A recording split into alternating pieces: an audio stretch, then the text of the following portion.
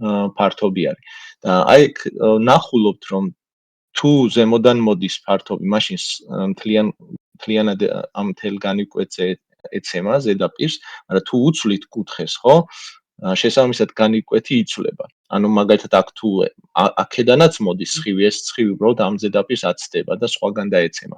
ანუ ამ კონკრეტულ ზედაპირის ამ წერტილს თუ ვაკვირდებით, ჩვენ ვიცით რომ კოსინუსზე არის დამოკიდებული ეს დაცემის კუთხეზე, ანუ დაცემის კუთხის მიხედვით გვიმცირდება ინტენსივობა იმ განათებისა, რაც ამ ზედაპირზე მოვიდა. და აი მაგიტომ ზის ამ რენდერის განტოლებაში აი ეს კოსინუსი.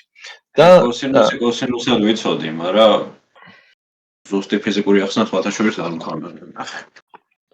ხო, აი მაგიტომ არის მნიშვნელოვანი, რომ ეს მათემატიკური ნაწილი გავიაროთ. ხო, ანუ ახლა ეს ნაწილი თქვით f-ზე უკვე თქვით დაახლოებით, მაგრამ f-ი არის მოკლედ არეკლის განაწილების ფუნქცია, მაგაზეც მაგ ცალკე ვარჩევდი.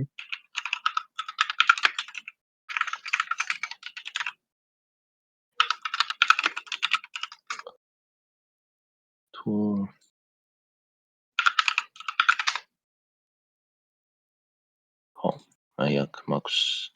ანუ დაახლოებით რო წარმოვიდგინოთ ზედაპირი. აი ეს ახლა აქ უფრო ესე ვთქვათ რეალური ზედაპირის ის არის ნაჩვენები ვთქვათ, მაგრამ ჩვენ ამას ვაკვირდებით წერტილოვნად, ხო, ამბობთ რომ ეს დაცემის ადგილი არის რაღაც პატარა x წერტილი, ხო? ესე უყურებს ეს რენდერის განტოლება. და ანუ ამ შემთხვევაში ჩანს დაახლოებით რა ტიპის მოქმედება ხდება, რომ აქედან როცა ეცემა სხივი წერტილზე, სხვადასხვანაირად შეიძლება გაიბნეს ეს სხივი. აი მაგალითად, ნაწილი შეიძლება ესე დიფუზიურად გაიფანტოს, ანუ სხვადასხვა მიმართულებით, მეტნაკლებად თანაბრად. ნაწილი შეიძლება ესე სარკული მიმართულებით წავიდეს, სპეკულარულ არეკლას ვეძახით ამ ნაწილს. და ნუ თუ კი ეს ზედაპირი სიტყვაზე გამჭვირვალეა, რაღაც შუშა, ხო, ან რაღაც ისეთი შეიძლება შიგნით გაიაროს და მეორე მხარესაც გავიდეს და ასევე აქაც შეიძლება გქონდეს სხვა განაწილება. ამებს ყოფენ ისე მთლიან მოდელს ეძახიან BSDF-ს, bidirectional scattering distribution function და აი ან არეკლის ნაწილს და გატარების ნაწილს ყოფენ ორ ნაწილად რა და ამიტომ აქ BRDF-ი და BTDF-ი ზის რა. BRDF-ით აღწერენ აი ამ ნაწილს, რომელიც ზემოთ აირეკლა და BTDF-ით, რომელიც მათ გაიარა და მეორე მხარეს გავიდა. ხო, და ნუ რეალურად ეს არის, რაც გვიზის ჩვენ იქ რენდერის განტოლებაში, იმიტომ რომ ჩვენ ზედაპირიდან გამომდინარე, ზედაპირები შეიძლება სხვადასხვანაირი იყოს, ხო, შეიძლება იყოს მარტო დიფუზიური, რომ ანუ მარტო თანაბრად იბნევა და არა გვაქვს არანაირი სპეკულარული კომპონენტი, ხო, აი სიტყვაზე რაღაც კედელს რო დავაკვირდეთ, ხო, რომელიც არის რაღაც გალესილი, ხო, და ანუ უხეში ზედაპირია და მაგის გამო დაცემული სხივები მეტნაკლებად თანაბრად იბნევა. მაგრამ ნუ თუ დავაკვირდებით სიტყვაზე ასფალტს, ხო, სადაც მანქანები მოძრაობენ, იმას შეიძლება გქონდეს სპეკულარული კომპონენტი უფრო მეტი და განსაკუთრებით ესე ცერად თუ შევხედავთ, რაღაც ანარეკლი ექნება რა, ანუ განათებას ლამპიონები რო ეკენთება მაგალითად ქუჩაში, დავინახავთ, რომ აი რაღაც სპეკულარული კომპონენტიც აქვს. ხო, და ეს უნდა იყოს, ეს არის აუცილებლად მოცემულობა, ანუ რენდერეს ეს გადაეცემა როგორც პარამეტრი მატერიალის სახით და შემდეგ უკვე ამას მატერიალს გარდაქმნის ის ამ განაწილების ფუნქციებში და იყენებს უკვე განაწილების ფუნქციას, რომ ამოხსნას რენდერის განტოლება. და ანუ ეს გვიზის აქ, ანუ ესე იგი გვეუბნება ამ მიმართულებიდან მოსული განათება, როდესაც x წერტილზე დაეცემა, ამის რა ნაწილი წავა ამ მიმართულებით. და ნუ უკვე მთლიანად ეს ნაწილი ექცევა ინტეგრალში. ინტეგრალი რას ნიშნავს? რომ ჩვენ გვაინტერესებს ყველა მიმართულებიდან მოსული განათება და არა კონკრეტულად რაღაც ერთი მიმართულებიდან. ან აქ როგორც თქვი, შეიძლება სიტყვაზე სხივი აქედან მოდიოდეს, დაეცეს ამ წერტილში და შემდეგ აქეთ აირეკლოს დამკვირვებლის მიმართულებით. ანუ ყველა მიმართულება არის ჩვენთვის მნიშვნელოვანი, რაც ექცევა ამ ნახევარსფეროში, თუ განვიხილავთ BRDF-ს რა, ანუ არეკლის ფუნქციას. უბრალოდ მიმართულებაზე არის დამოკიდებული თუ რა ნაწილი წავა დამკვირვებელისკენ, როგორც თქვი, თუ დიფუზიურია, მაშინ თანაბრად არის დამოკიდებული, არა აქვს მნიშვნელობა რომელი მხრიდან დაეცემა.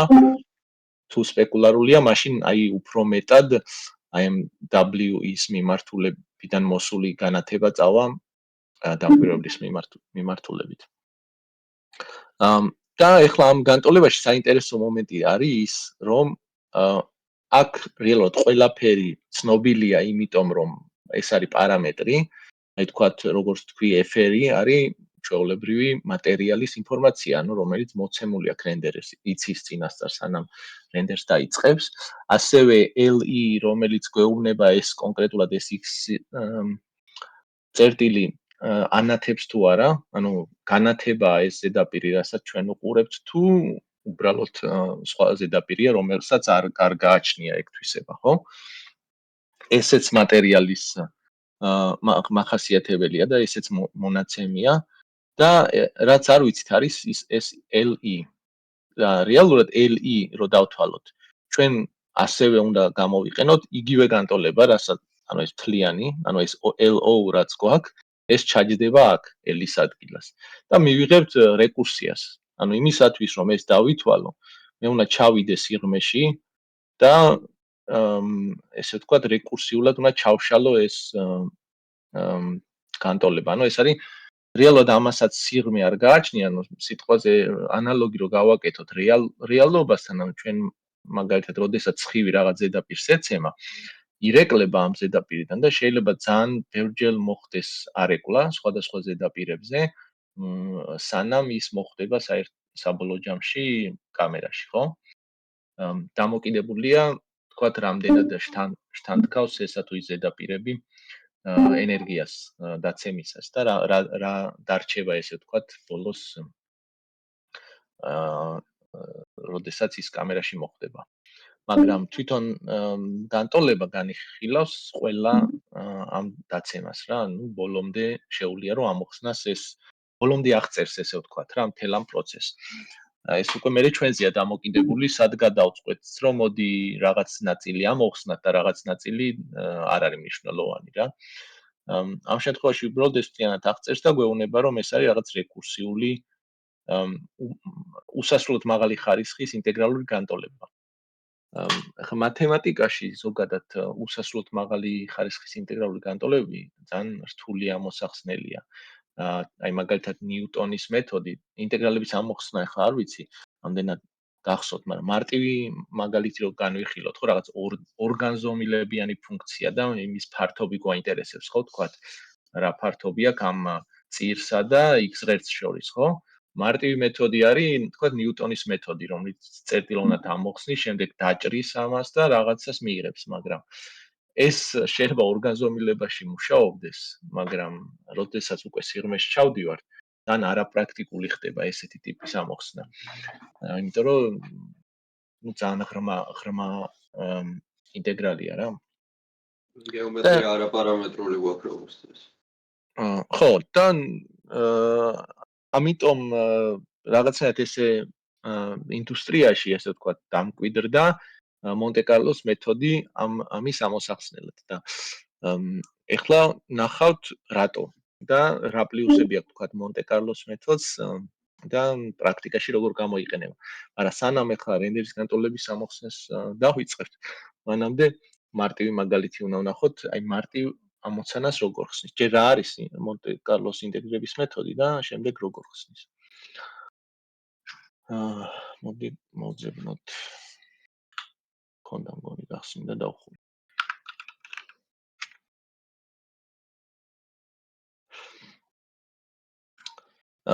მოკლედ ესეთი მონტე-კარლოს ინტეგრირების მეთოდი, ესეთი რაღაც რიცხვითი ინტეგრირების მეთოდია, რომელიც ეფუძნება წერტილოვან ამოხსნებს ფუნქციის და ამის საფუძველზე ხსნის, ესე ვთქვათ, ინტეგრალს. რას ნიშნავს ახლა? აი მაგალითად, მარტივი მაგალითი განვიხილოთ ესეთ კვადრატზე, რომ სიტყვაზე ჩვენ გვაქვს რაღაც ესეთი ფიგურა მოცემული კვადრატის შიგნით და გვაინტერესებს ამ ფიგურის ფართობის დათვლა. ახლა ამ შემთხვევაში ეს შეიძლება წრე არის, ვიცოდეთ რომ ჩვენ წრე არის და ამ შემთხვევაში მარტივად დავთვალოთ, მაგრამ თქვათ არ ვიცით რო წრი არის. და უბრალოდ მარტივად შეგვიძლია შევამოწმოთ კონკრეტულ წერტილოვნად ამოხსნათ, ესე ვთქვათ, ეს ფუნქცია და შევამოწმოთ ეს წერტილი ამ ფიგურის შიგნით ექცევა თუ გარეთ ექცევა. მარტო ეს შეგვიძლია, ესე ვთქვათ, გავაკეთოთ, დანარჩენი არა. მაშინ რანაირად შეგვიძლია გავიგოთ ამ ფიგურის ფართობი. და ნუ მონტე-კარლოს ინტეგრირების მეთოდი ამბობს, რომ მაგალითად თუ ჩვენ თანაბრად მოვნიშნავთ რაღაც რაოდენობა წერტილებს ამ კვადრატში, იმის მიხედვით თუ რამდენი მოექცევა ამ ფიგურის შიგნით, ეს მოგცემს პირდაპირ წარმოდგენას თუ რამხელა არის ამ ფიგურის ფართობი. თუ დიდი არის, მეტი მოექცევა ხო შიგნით. თუ პატარა არის, ცოტა მოექცევა და ამის მიხედვით ან პროპორციულად, პირდაპირ პროპორციულად გაიზრდება ფართობი. თუ მთლიანად ფარავს, მაშინ ყველა შიგნით მოექცევა. თუ ნოლია ფართობი, მაშინ არც ერთი არ მოექცევა.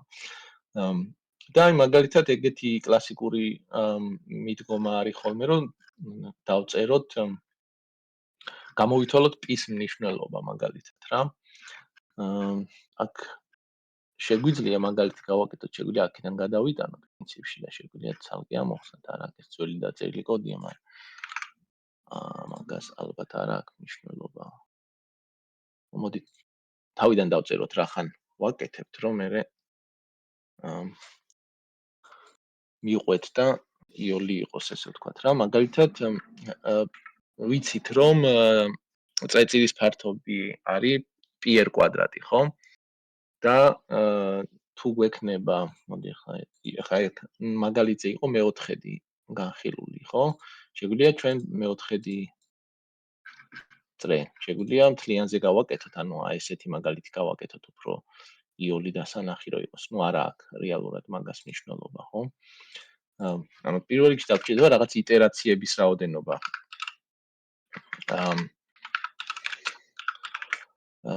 ეს იყოს მოდი n და იყოს სიტყვაზე რაღაც მილიონი და გვექნება რაღაც ციკლი, რომლითაც ჩამოვირბენთ ამ წერტილებზე და სათითაოდ ყველას შევამოწმებთ, ექცევა თუ არა შიგნით.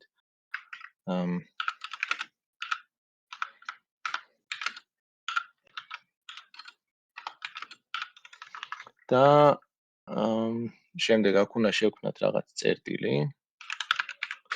მოდი ეს აქ კონდეს ფუნქცია, რომელიც აბრუნებს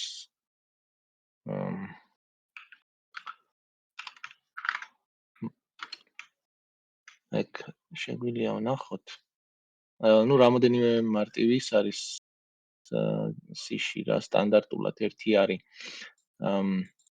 რა ქვია ეს rand ფუნქცია, რომელიც აბრუნებს და არის კიდე უფრო კომპლექსურებიც, მაგრამ ნუ ამ შემთხვევაში ეს გვეყოფა, ეს თუ არ ვცდები C std-libშია ალბათ.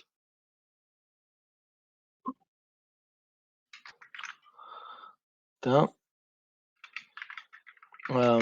ეს აბრუნებს 0-დან და რაღაც მაქსიმუმამდე. int max-ამდე არ არის? არა, rand max-ია თუ რაღაცა. თუ არ ვცდები რაღაც ესეთია. და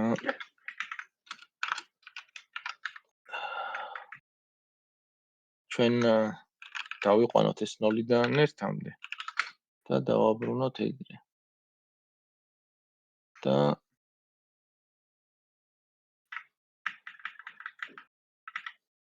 Round signs ანიშნებს აბრუნებს თუ unsigned. unsigned. 0-დან და rand max-მდე. ოკეი, ეგ არის მაშინ. ხო, და შემდეგ ანუ ეს მოგცემს რაღაც კოორდინატს, ხო? ანუ გვექნება რაღაც x-ი და ეს y-ი.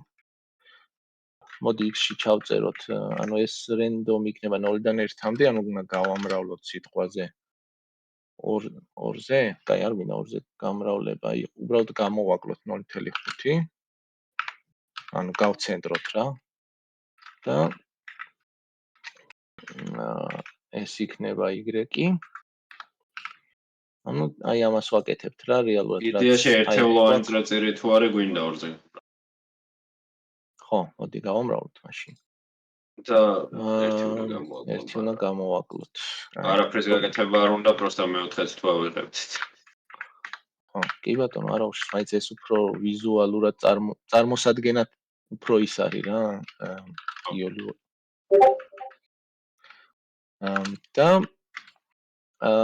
შემდეგ ეს გვაძლევს რაღაც აი ამ წერტილს, რომელიც არის, აი აქაც ესე არის და 0, ეს არის 0, ეს არის 1, ხო? აქაც ეს არის 0, ეს არის 1.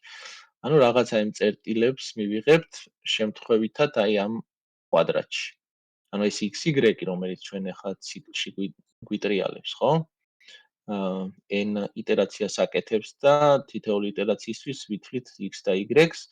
ეს მოგცემს ამ რაღაც შემთხვევით წერტილებს, რომელიც ვიცით, რომ თანაბრად იქნებიან განაწილებული. ახლა რას ნიშნავს, ხო, თანაბარი განაწილება, რომ რაღაც ფართობი რო ავიღოთ ამის შიგნით, ხო, რაღაც პატარა ფართობი.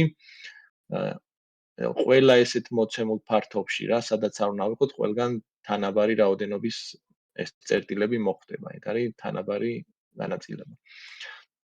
ანუ არ იქნება რაღაც წერტილები, სადაც უფრო მეტი არის, არ იქნება ისეთი ადგილები ამ კვადრატში, სადაც უფრო მეტია წერტილები ვიდრე სხვა ადგილას. ერთნაირად იქნება რა ყველგან. ну ეს იგულისხმება, როდესაც დიდი რაოდენობის წერტილებს ავიღებთ რა უსასრულობას რომ მივახლოვდები.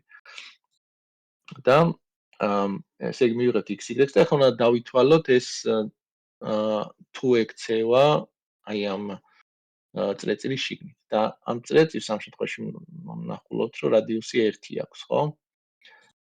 და ნუ ჩვეულებრივ შევამოწმებთ პითაგორას თეორემით, ანუ x კვადრატი მივუმატოთ y-ის კვადრატზე უნდა იყოს ნაკლები 1-ზე. ხო, 1 არის იმის რადიუსი ჩვენი წრეწირის. და ამ შემთხვევაში დავითვლით რამდენი ჩავარდება შიგნით. ეს იყოს რაღაც თვლელი ჩვენი, ხო?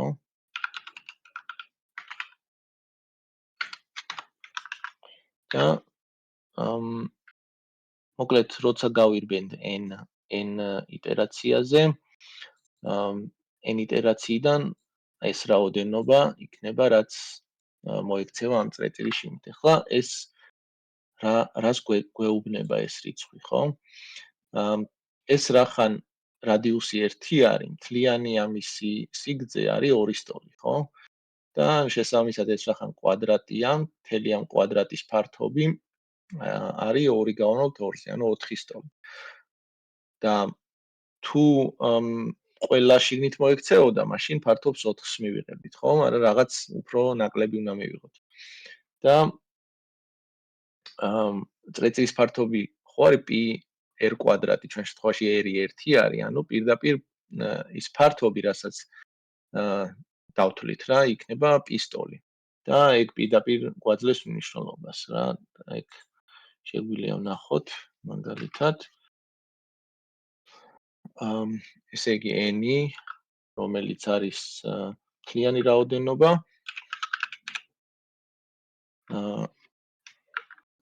და ჩვენი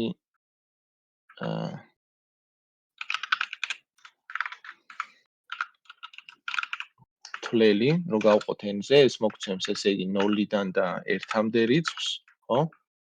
და ამას რო გავამრავლებთ 4-ზე, რომელიც არის კვადრატის ფართობი, ანუ გავიგებთ ამ კვადრატის ფართობის რა წილი უკავია ამ წრეწირს, ხო? ისა წრეს. და ეგ გვაძლევს areas. და მე შეგვიძლია დავბეჭდოთ ეს და ვნახოთ რა გამოვიდა აქედან.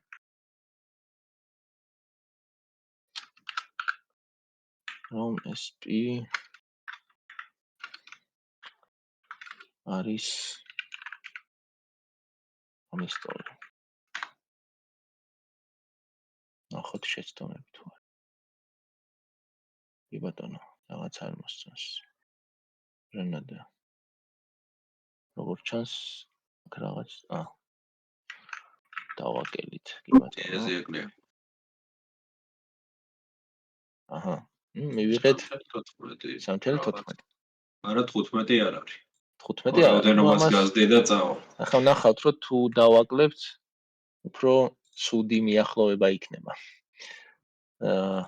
და რაც უფრო მოუმატებთ რაოდენობას, ხო, მით უფრო გაიზრდება, ესე იგი ამ წერტილების რაოდენობა ამ იმაში კვადრატში და შესაბამისად უფრო ზუსტად გავზომავთ. აი აქ ნაჩვენები არის, ხა აქ არ ვიცი რამდენად ჩანს, მაგრამ აი ნაჩვენებია მაგალითად n როგორ იზრდება და შესაბამისად p როგორ უახლოვდება უფრო ზუსტ ამონახს. და ნუ დაახლოებით ეგ არის რაც მივიღეთ ჩვენ აქ. თქვა შეგვიძლია გავზარდოთ 10 მილიონამდე და ვნახოთ თუ შეცვლის ამას. ნუ მეტნაკლებად. ხო. მოკლედ ეს არის მარტივი მაგალითი იმისა, თუ როგორ მუშაობს მონტე-კარლოს მეთოდი. და როგორ ხსნის ამ ამოცანას, მაგრამ ახლა აქ რა არის მნიშვნელოვანი? როგორც თქვი, მანამდე მე ეს ჩვენ ახლა წეწირზე განვიხილეთ და წეწირზე განხილვას დიდი მნიშვნელობა არ ქონდა, მაგრამ აი ჩავთვალოთ, რომ აქ რაღაცა ხელით დახატული რაღაც ფიგურა გვაქვს და იმისი შემოწმება გვინდა, ხო? იმისი ფართობის დათვლა გვინდა, ან რაღაცა წირი გვაქვს, რომელიც სხვა ფუნქციითაა მოცემული. თუ ჩვენ გვაქვს იმის საშუალება, რომ უბრალოდ შევამოწმოთ ეს ჩვენი წერტილი ამის შიგნით ექცევა თუ გარეთ, მაშინ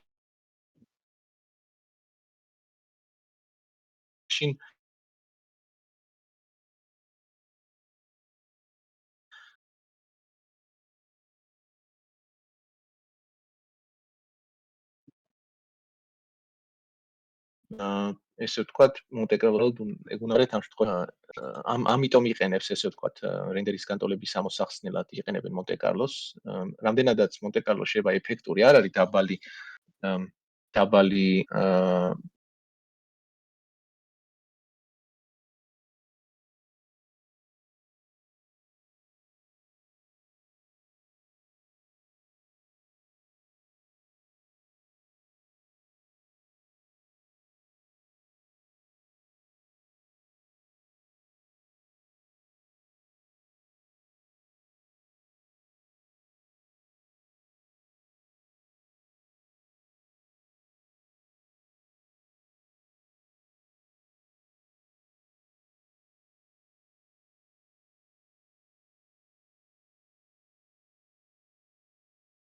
როგორ შევხსნათ პრაქტიკაში, ხო? ამისათვის კარგი მაგალითი არის ეგეთი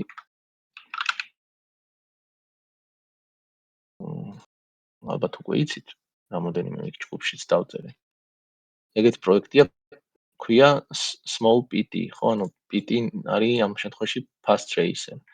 და ესეთ გამოსახულებას ხატავს ესეთი რაღაც ოთახი არის, ზემოთ განათება არის და ორი სფერო არის მოცემული. ერთი სფერო არის სარკული და მეორე არის ესეთი გამჭვირვალე შუშასავით, ხო? და საინტერესოა, რომ ეს მთელი ეს კოდი არის 100 ხაზი.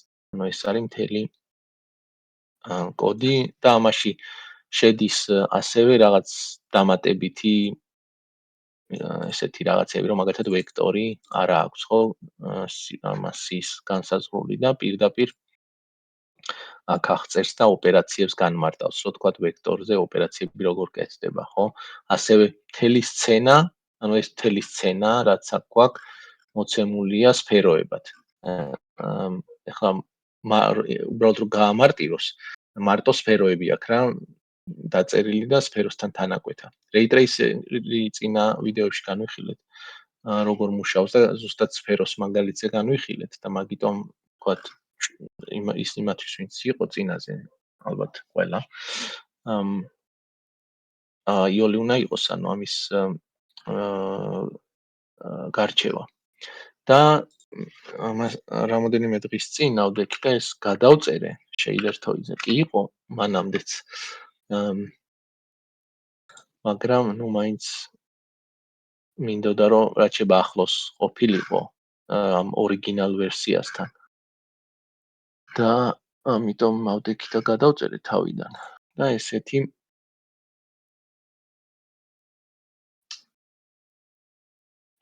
რაღაცა მივიღეთ.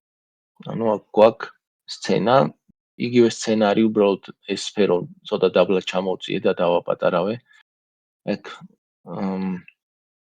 შეგვიძლია ეს გაუთიშოთ ცოტა ხანი, სანამ ავხსნით რას აკეთებს. და ხო, ეხლა ნახოთ როგორ ხსნის ეს მეთოდი ამ რენდერის განტოლებას ამ კონკრეტული სცენის მაგალითზე.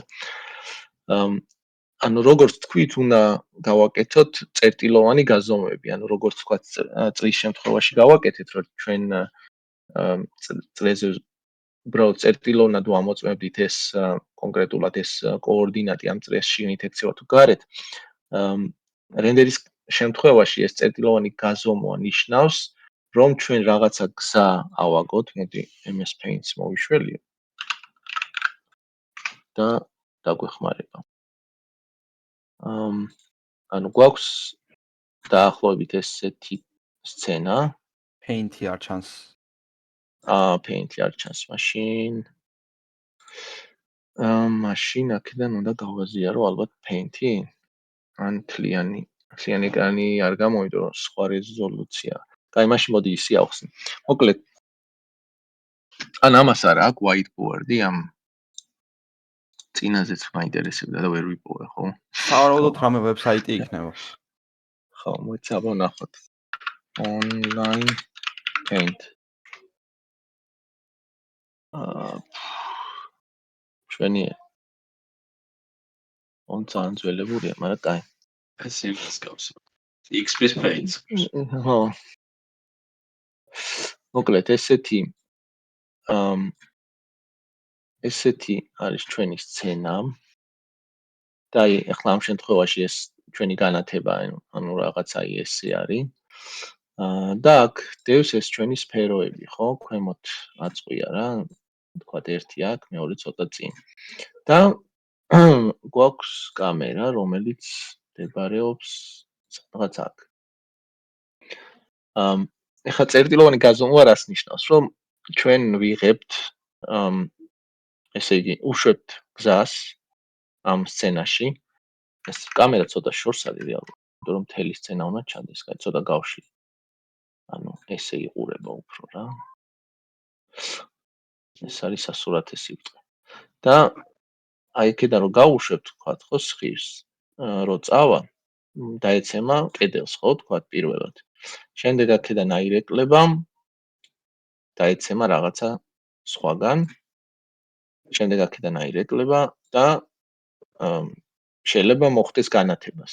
ანუ განათებას თუ მოხდა, მაშინ ჩვენ გამოდის, რომ ვიპოვეთ ესე იგი გზა, რომელიც განათებას აერთებს კამერასთან.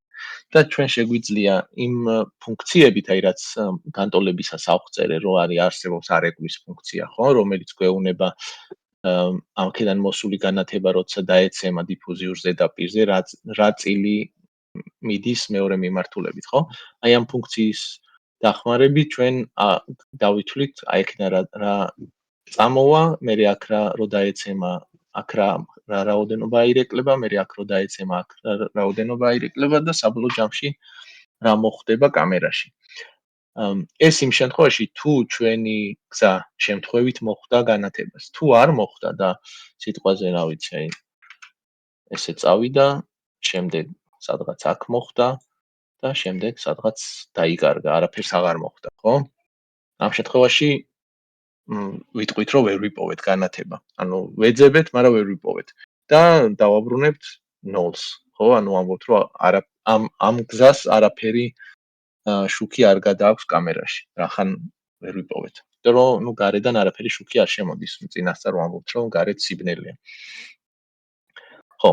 და მოკლედ ესეთი ორი ვარიანტი შეიძლება გქონდეს. მივდივართ, უშვებთ ამ გზას, ციკლით, ესე ვთქვათ, ჩავდივართ, ვითვლით ამ ბაუნსებს და თუ ეს ჩვენი სხივი ამ bounce-ის ერთ-ერთ ეტაპზე მოხდა განათებას, მაშინ ვითვლით განათებას, ანუ საერთო ინტენსივობას შუქისა, რაც ამ გზას გადააქვს და თუ ბოლოს აცდა ყველაფერს, ვამბობთ, რომ არაფერი არ გადააქვს და ვაბრუნებთ ნოლს. ანუ ეს არის პრინციპი.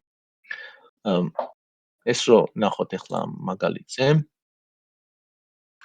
და გავყვეთ თქვათ როგორ აკეთებს ამას. წინა ray tracer-ები რაც განვიხილეთ, იქიდან ალბათ გახსოვთ მოკლედ დაახლოებით როგორ იყო. მოკლედ გვაქვთ კამერას, რომელიც სადღაც მდებარეობს სივრცეში და შემდეგ გვაქვს რაღაც შერჩევების რაოდენობა. მარტივ შემთხვევაში, ახლა შეგვიძლია დავუშვათ, რომ შერჩევების რაოდენობა 1-ია. იმიტომ რომ ჩვენ აქ გვაქვს საშუალება, რომ უბრალოდ ეს რო ეშვება ეს fragment shader-ი, თქვათ, რომ მოდი თითო გაშვებაზე iterაცია 1 იყოს, ახლა აქ მაგალითად 4 აყენია. სულ დაუკლო. რეალურად არაფერი არ შეიძლება, უბრალოდ 1 iterაციაზე უფრო მეტი ხმაური მექნება. რომ გავზარდო 16 გავაკეთო, ხო, აი 16 თითოეულ პიქსელში 16 ესეთ გზას ააგებს და დაითვლის ყველასთვის ფერს, შემდეგ გამოითვლის საშუალო არითმეტიკულს და დააბრუნებს მაგას და შესაბამისად რაც როგორც ნახეთ იქ მონტე-კარლოს მაგალითზე, რაც მეტ iterაციებს გააკეთებს, მით უფრო ზუსტად დაითვლის, ხო? ანუ ხმაური ნაკლები გვექნება სიგნალში და მაგიტომ იკლებს ესე ხმაური აქაც. მოდი ამ ეტაპზე 1 იყოს, სწრაფადაც იზავს და ნუ ამ არც გვაინტერესებს ახლა ჯერ ხმაურის თემა. მოკლედ კამერა გვაქვს. ამ SX-ი SY-ი არის სივრცული კამერა რო წარმოვიდგინოთ, რომელიც რაღაც ესე იყურება, ეს ხო აქ ეს რაღაც სასურათე სიბრტყე. და აი ამ სასურათე სიბრტყის აი ეს ორი ღერძია რა, ეს არის X-ი, ეს არის Y. და გადმოვიდეთ უკან. და ეგ მოკლედ UV-ით ვაგებთ ანუ UV ამ შემთხვევაში გვაძლევს აი ამ fragment კოორდინატი შეფარდებული რეზოლუციას გვარდნოს 0-დან 1-მდე რაღაც კოორდინატს ამ სიბრტყეზე და შემდეგ ვაგებთ ამ მიმართულებას ეს წინა ray tracing-ის მაგალითებზე განვიხილეთ. ანუ აქ მოვნიშნავთ წერტილს და შემდეგ ამას გამოვაკლებთ რაღაც აი ამ კოორდინატს და ეს მოგცემს ესეთი სხივის მიმართულებას. და მე უკვე ამ სხივს აქეთ მიუყვებით, რომ დავითვალოთ რას მოხდა. ვითვლით ამ მიმართულებას და ვიძახებთ ამ radiance ფუნქციას. ანუ ეს radiance ფუნქცია ანალოგი რო გავაკეთოთ რა, პარალელი რო გავატაროთ, ეს radiance ფუნქცია არის აი ეს LO, რაც არის ჩვენი რენდერის განტოლება, რასაც აღწერს. ანუ აი ამ ფუნქციას ვიძახებთ და ამის შიგნით ნახავთ, რომ ფუნქცია დაახლოებით ესე გამოიყურება, როგორც ეს ინტეგრალია რა. ხო. და ანუ ეს ფუნქცია გვიბრუნებს ამ სხივის უკუმიმართულებით რა განათება მოდის და ამას წერთ ფერში და ნუ შემდეგ უკვე რამდენი iterაციასაც ვაკეთებთ, ყოფთ იმაზე, რომ საშუალო დავითვალოთ და ვაბრუნებთ ფერს და მე უკვე ამას ვასაშუალებთ თვითონ ამ fragment shader-ებს სხვადასხვა იმაზე რა, ფასზე, ქართულად როგორ არის. ხო. ანუ ამ შემთხვევაში ერთ iterაციას დაითვლის ყოველი თითო გაშვებაზე fragment shader-ი და შემდეგ ეს არის უკვე აკუმულაციის კოდი, რომელიც აი ბუფერში ინახავს რეზულტატს. კითხულობს მერე და იმის მიხედვით, შერჩევების მიხედვით ერთმანეთში აზავებს. ანუ ამას მერე ბოლოს მოვიდეთ აქამდე.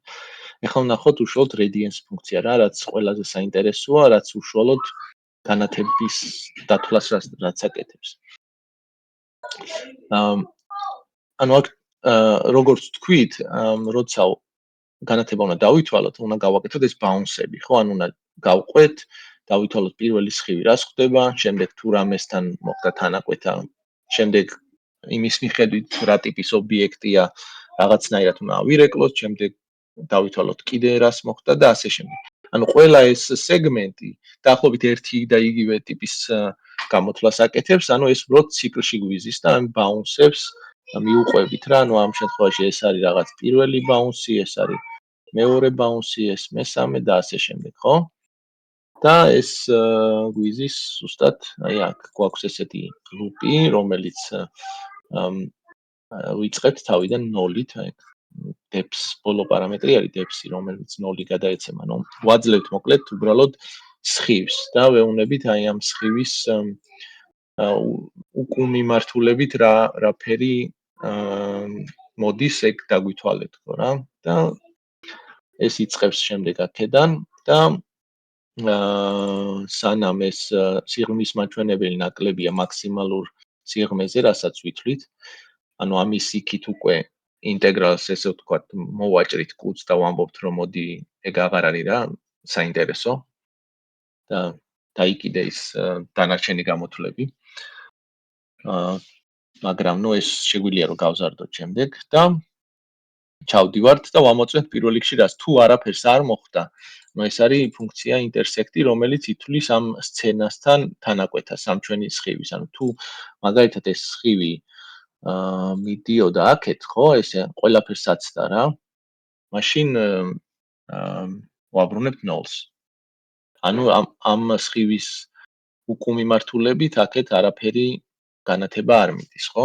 და იგივე ხდება, როდესაც წინაზეც თქვი, ანუ იგივე ხდება, როდესაც შეიძლება ეს ბევრჯერ მოხდეს ეს ბაუნსი, ხო? ანუ დაეცეს, აირეკლოს და თუ ბოლო სხივიც აცდა ყველაფერს. მაშინ ანუ ეს ამ გზას რაც ჩვენ ავაგეთ, არაფერი სინათლე არ გადააქვს, იმიტომ რომ ნუ ბოლოში უნდა იყოს აუცილებლად განათება, რომ რაღაც სინათლე გადახონდეს. აქედან თუ განათება არ მოდის, რამდენჯერაც არ უნდა დაეცეს და აირეკლოს, თუ ეს ზედაპირები თუ თვითონ არ ანათებენ, ხო? ანუ თავის ვერ წარმოიქმნება, ხო? განათება და ამიტომ როცა ყველაფერს აცდება, აუცილებლად 0-ს ვაბრუნებთ. ნუ ამაგას აკეთებს ეს პირველი ხაზი. შემდეგ უკვე შემდეგი ეტაპი, ანუ როგორც თქვი, ეს მთელი სცენა არის აღწერილი ესეთ სფეროებად. და სფეროებს გარდა იმისა, რომ გააჩნიათ რაღაც კოორდინატი, რადიუსი და ასე შემდეგ, გააჩნიათ ესეთი პარამეტრი რა, რომელიც არის რაღაც უბრალოდ define, რაღაც რიცხვია, რომელიც გვეუბნება რა ტიპის ზედაპირია. ანუ მაგალითად კედლები არის დიფუზიური, ხო? ანუ ამ შემთხვევაში 0 გვიწერია რა, მაგათთვის. ეს სფერო არის სპეკულარული, ხო, სარკისებური, ანუ მაგათთვის 1 გვიწერია და ეს არის ესეთი შუშა, ამიტომ მაგისთვის გვიწერია 2. ახლა ეს რო შევცვალო მაგალითად, ხო, ავიღო ეს და ამის მაგივრად რო ჩავწერო დიფუზიური.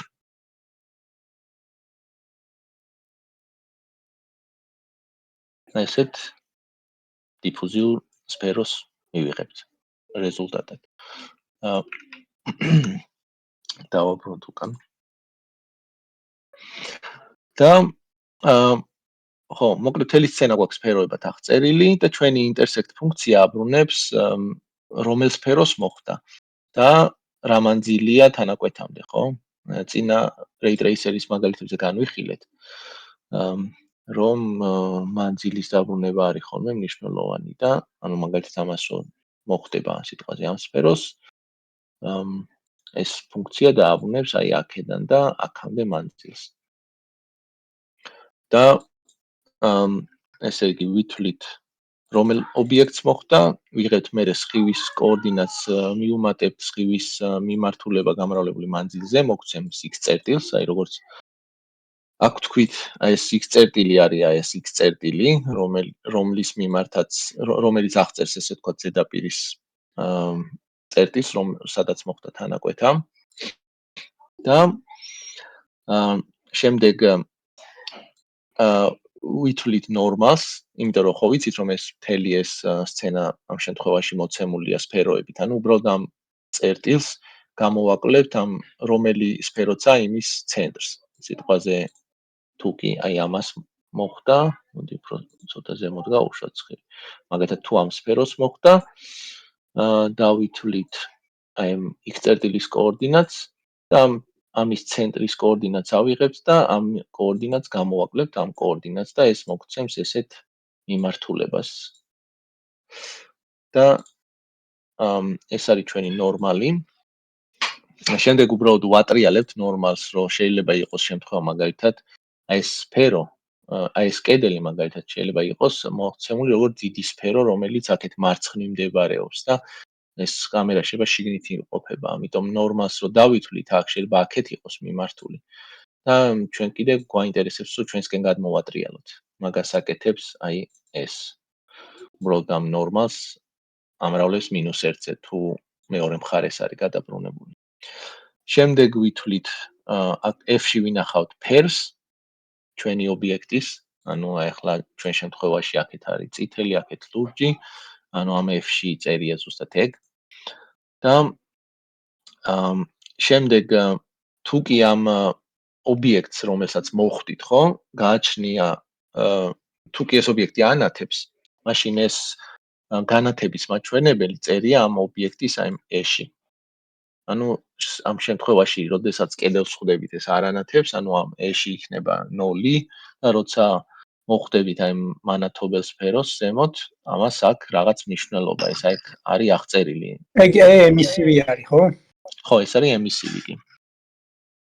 ანუ ეს ამბობს რამდენად ანათებს ეს სფერო. აი ხა ამ შემთხვევაში 4 არის, აქ რო ჩავწერო სიტყვაზე 40, ხო, ეს გახდება რაღაც წითელი ესეთი უფრო მკვეთრი, ხო, თუ 40 ჩავწერო, თეთრი იქნება, მაგრამ უფრო მკვეთრი განათება იქნება.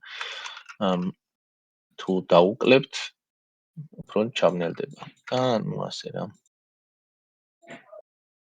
ანუ ეს არის უბრალოდ მონაცემია რა, პარამეტრია, რომელიც ამ კონკრეტულად ამ ზედაპირის პარამეტრს აღწერს, რომ რა რაოდენობით შუქს ასხივებს ეს ზედაპირი. და შემდეგი ეტაპი იქნება, ხო, და კიდე რა არის მნიშვნელოვანი, აი იქ არ მიხსენებია და ეხლა მოვედით ზუსტად მაგამდე.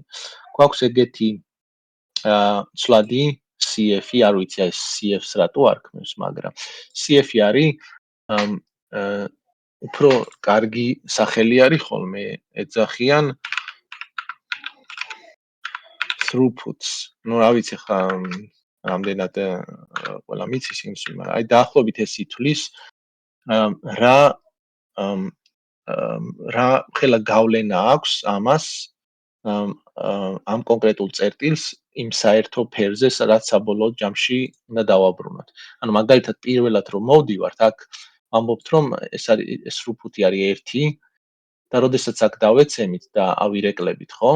მაგის მიხედვით კლებულობს. მაგის მიხედვით კლებულობს. ეს თავიდან 1 არის, მაგრამ ეს ზედაპირი მარტო ამ მიმართულებით ხო არ უშვებს შუქს, ანუ ეს აქეთაც უშვებს, აქეთაც უშვებს, ხო? ამიტომ ეს აქეთ რო გაიბნევა, ამას ხო დააკლდება განათება, ანუ მთლიანად თელ აქ დაცემულ სხივს ხო აქეთ არ უშვებს ერთი მიმართულებით. ეს რახან დიფუზიურია, მაშინ გადანაწილდება, ესე ვთქვათ, თელ ამ ნახევარსფეროზე ეს დაცემული ენერგია. აი, როდესაც მაგალითად სარკულს ვეცემით, აი ასეთ ზედაპირს, ხო, სარკულ ზედაპირს, მაშინ ეს throughput-ი არ მოიკლებს. ანუ რა როგორც დაეცემა, რაც დაეცემა, იგივე წავა მეორე მხარეს, იმიტომ რომ ყველა ენერგია, რაც ამ მიმართულებიდან აქ მოვიდა, ყველა აირეკლა ამ მიმართულებით. და როცა დიფუზიურია, რახან ეს იბნევა სხვადასხვა მიმართულებით, უბრალოდ ნაწილდება მთელ ამ ნახევარსფეროზე. და აი ეს არის ეს F-ი და ჩვენ შემთხვევაში რატო ამრავლებთ? ანუ თუ პირველ ბაუნსზე თუ მოხვდით, მაგალითად ამ განათებას, რაც უწერია ამას, აი აქ მნიშვნელობა ეს 4, ხო? პირდაპირ დავაბრუნებთ ამ 4-ს. მაგრამ თუ მაგალითად ჯერ მოხვდით კედელს, შემდეგ ამ კედელიდან დიფუზიური არეკულა მოხდა და მოხვდით ამას, აქედან კი დაბრუნდება 4. მაგრამ ეს 4 რო წამოვა და აქ რო მოვა, ეს უნდა გადანაწილდეს მთელ ნახევარსფეროზე, ხო? და ამიტომ უნდა გავყოთ ამ ნახევარსფეროს მნიშვნელობაზე რა, აი solid angles ეძახიან ამას, ანუ მთელი თუ მაგალითად ორგანზომილებაში კუთხეები იზომება 0-დან და 360 გრადუსამდე, ანუ ან რადიანებში, ხო? ანუ 0-დან და 2 პიმდე, ხო? მთელი გარშემოწერილობა. სივრცის შემთხვევაში სივრცული კუთხეები იზომება სტერადიანებში, ანუ მაგალითად სფერო თუ გაქვს, ხო? აი ეგ წერტილი გაქვს, აი ეს სფერო რა კუთხეს ადგენს ამ წერტილს. ეს სივრცულად რო წარმოვიდგინოთ და არა ორგანზომილებაში, ხო? ეს კუთხე, ანუ ესო ვთქვათ, რომ აი მოდი ეს წერტილი არის ესეთი. წერტილი აქ ესეთი ნახევარსფერო გვაქვს და ეს ამ სფეროს რომ აქ დავაპროექცირებთ ამ ნახევარსფეროზე, ხო? აქ ესეთ დისკს მოგცემს, ხო? ну აი ამის ზომა ესე ვთქვათ არის სტერადიანებში იზომება, რომ აი რამხელა კუთხეს ადგენს ეს ჩვენი სივრცული სფერო ამ წერტილში. მთლიანი კუთხე ამ შემთხვევაში, ანუ მთელი სფეროს გარშემოწერილობა არის 4 სტერადიანი და მაგითევარი არის უკვე ნახევარსფეროს გარშემოწერილობა. ანუ მაგის მიხედვით გადანაწილდება ესე ვთქვათ ეს ენერგია, როდესაც აქედან ვასხივებთ რაღაც ჩუქს, ამასო დაეცემა, უკვე აქედან თუ 4-4-ს ვაბრუნებდით, თუ პირდაპირ დაეცა, აქ უკვე უფრო ნაკლებს დავაბრუნებთ, იმიტომ რომ აქ დაკარგავს ენერგიას. და მაგას ვაკეთებთ აი აქ, ანუ აი ეს ცვლადი არის ის, რაც ითვლის აი ამ რამხელა გავლენა აქვს ამ კონკრეტულად აი ამ წერტილს, რომელზეც ახლა ვიმყოფებით ამ X საერთოდ კამერაზე რა. და ანუ ვიღებთ განათებას ამ X წერტილში და ვამრავლებთ ამ ჩვენს ცვლადზე, რომელიც გავლენას ითვლის და მაგას წერთ ჩვენს ფერში. და ახლა გავაგრძელოთ, თქვათ არ მოხდა განათებას და ჩვენ ანუ კედელს მოხდით, ხო? ანუ ჩვენი E 0-ია და უბრალოდ აქ არაფერი არ მიემატა. არ გაიზარდა ეს მნიშვნელობა, ხო? მოდი ცოტა ხანი ამ ნაწილს გადავახდეთ და მე მოვუბრუნდები. ხო, ახლა აი ეს აკეთებს ზუსტად მაგას, რომ მაგალითად თუ ჩვენ მოვხდით ლურჯ კედელს, ხო? აი აქეთას. მაშინ ეს ჩვენი ანუ ლურჯი რას ნიშნავს, ხო? ანუ ნიშნავს, რომ ჩვენი სპექტრი შუქის ანუ თუ თეთრი სხივი გამოვანათეთ, ხო, აქედან, ეს რომ ამ ლურჯ კედელს მოხდა და აირეკლა, ნიშნავს, რომ სხვა სპექტრი დავკარგეთ, რაც ლურჯი არისო და ლურჯი გადარჩა. და ანუ ის არეკლის სხივი უკვე რა, იმას უკვე ლურჯი ფერი აქვს თვითონ იმ სხივს.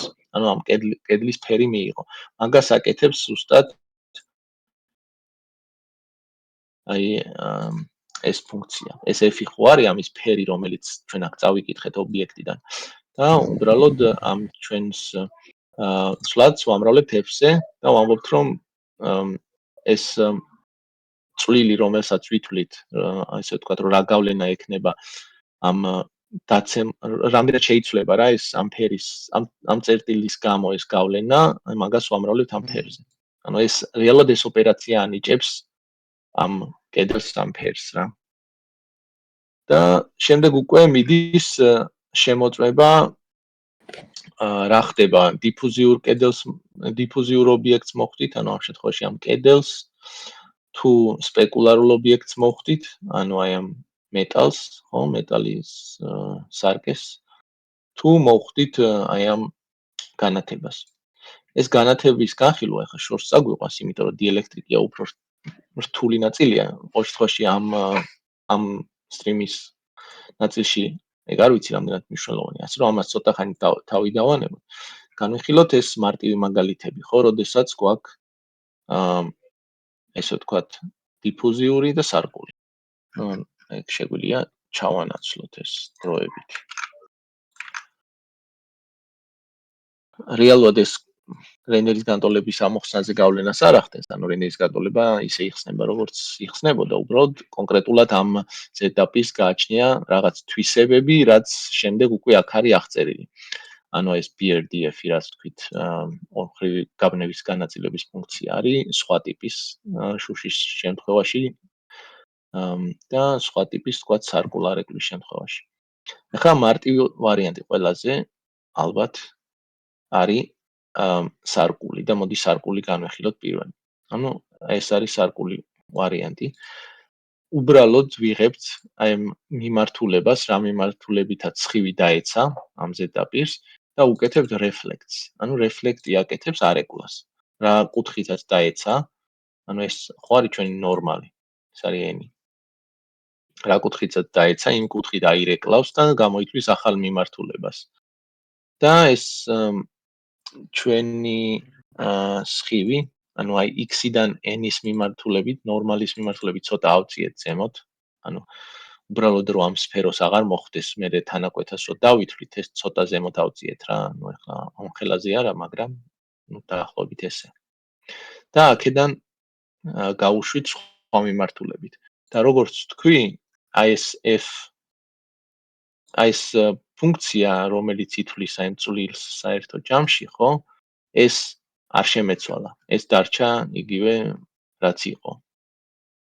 და უბრალოდ დაეცა სხივი, აირეკლა სხვა მიმართულებით და არაფერს სხვას არ ვაკეთებთ, მივდივართ შემდეგ ბაუნსზე. ანუ ეს არის ყველაზე მარტივი, ანუ არაფერი არ მეცვლება, დაეცა სხივი, ნორმალის მიხედვით დავითვლი საით აირეკლა და გავუშვებ იქით. ახლა რა ხდება დიფუზიური შემთხვევაში? დიფუზიური შემთხვევაში უნდა დავითვალო მე შემთხვევითი რიცხვი ანუ შემთხვევითად უნდა ავირეკლო სხვადასხვა მიმართულებით. და აქ გვაქვს ეს კოსინუსის წესიც. აი რა საკეთებს? მოდი ეს ცოტა გავასუფთავოთ. თუ არის image clear არა აქვს. new. ხო. აი მაგალითად Windows 2000 ხარ? ხო, რაღაც ეგეთი. მაგალითად თუ გვაქვს ესეთი ეს იყოს ჩვენი წერტილი ხო x წერტილი და ჩვენ უნდა გამოვითვალოთ რა მიმართულებით წავიდეთ ანუ ესე დაეცა სხივი ამ აქედან ხო ამ x წერტილში და სხვა მიმართულებით უნდა წავიდეთ ეს ეხლა რახან დიფუზიურ ზედაპირია აი კოსინუსი ხო გვიზის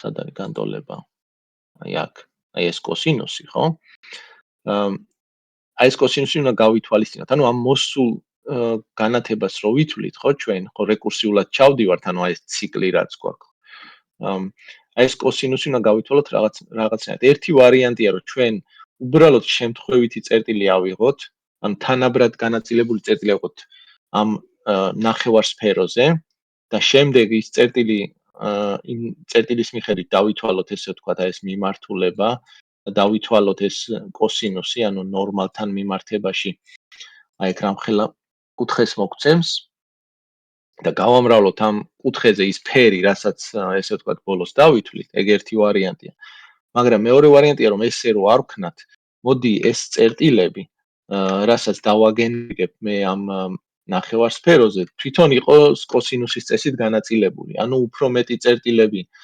მომცეს ზემოთ ვიდრე კიდეებში რა. ანუ რაც უბრალოდ მნიშვნელოვნობით შერჩევა არის ამას მე განვიხილავთ, მაგრამ ანუ რას აკეთებს რეალურად ამ დისკზე იღებს თანაბრად წერტილებს და აი მოცემულ წერტილს მე უკეთებს პროექციას ზედაპირზე რა ზემოთ.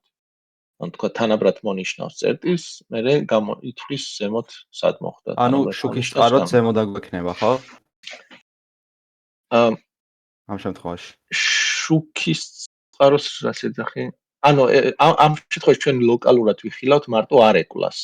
აი რომ წავიდა სხივი და მოხდა. აი ამ ზედაპირიდან საით უნდა გააგრძელოს გზა. აჰა.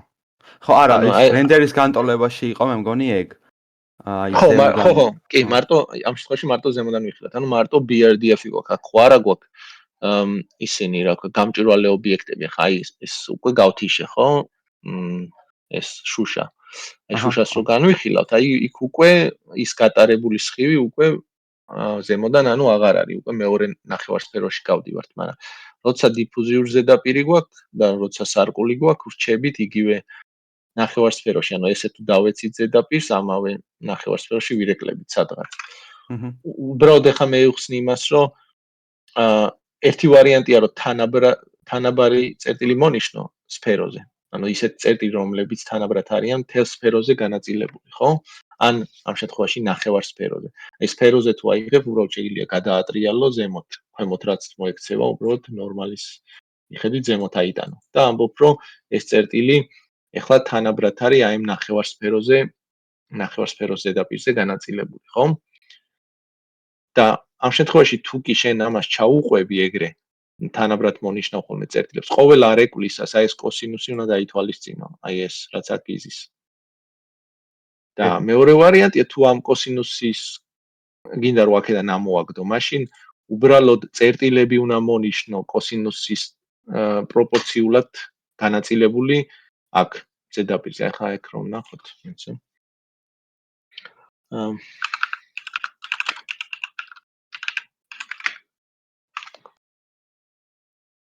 თუ არის კარგი მაგალითები, ხო, აი მაგალითად ეს. აი ხედავ ხო აქ ზემოთ უფრო მეტი წერტილები გვაქვს ვიდრე კიდეებში. და ეს სიმკვრივე წერტილების, აი რაღაც ფართობი რო ავიღოთ და აქ რო გავზომოთ, ხო, აი ამ ადგილას და მე აქაც რო გავზომოთ. ეს სიმკვრივე იცვლება კოსინუსის მიხედვით. ანუ ისი არის შერჩევა გაკეთებული, რომ ესე ვთქვათ, ამათი განაწილება კოსინუსის პროპორციულია. და აი მაგალითად ერთი მაგალითი მაგი რო გააკეთო, როგორც თქვი, არის რომ თუ ქვემოთ აი დისკზე მონიშნავ თანაბრად და დისკზე მონიშნავ თანაბრად მარტივია, ხო, ანუ პრინციპში არც ისე, მაგრამ ხო. ანუ მოკლედ აი ამ დისკზე თუ მონიშნავ თანაბრად, აი აქ ქვემოთ, შემდეგ მონიშნულ წერტილს აიტან უბრალოდ დაითვლი სად ხვდება ამ სფეროს ზედაპირს რა.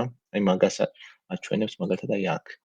აი აქ თუ მონიშნავ წერტილს, შემდეგ აიტან აქ და აი ეს მიმართულება რეალურად რასაც შენ ასეთი მონიშნით მიიღებ, იქნება კოსინუსის წესით განაწილებული.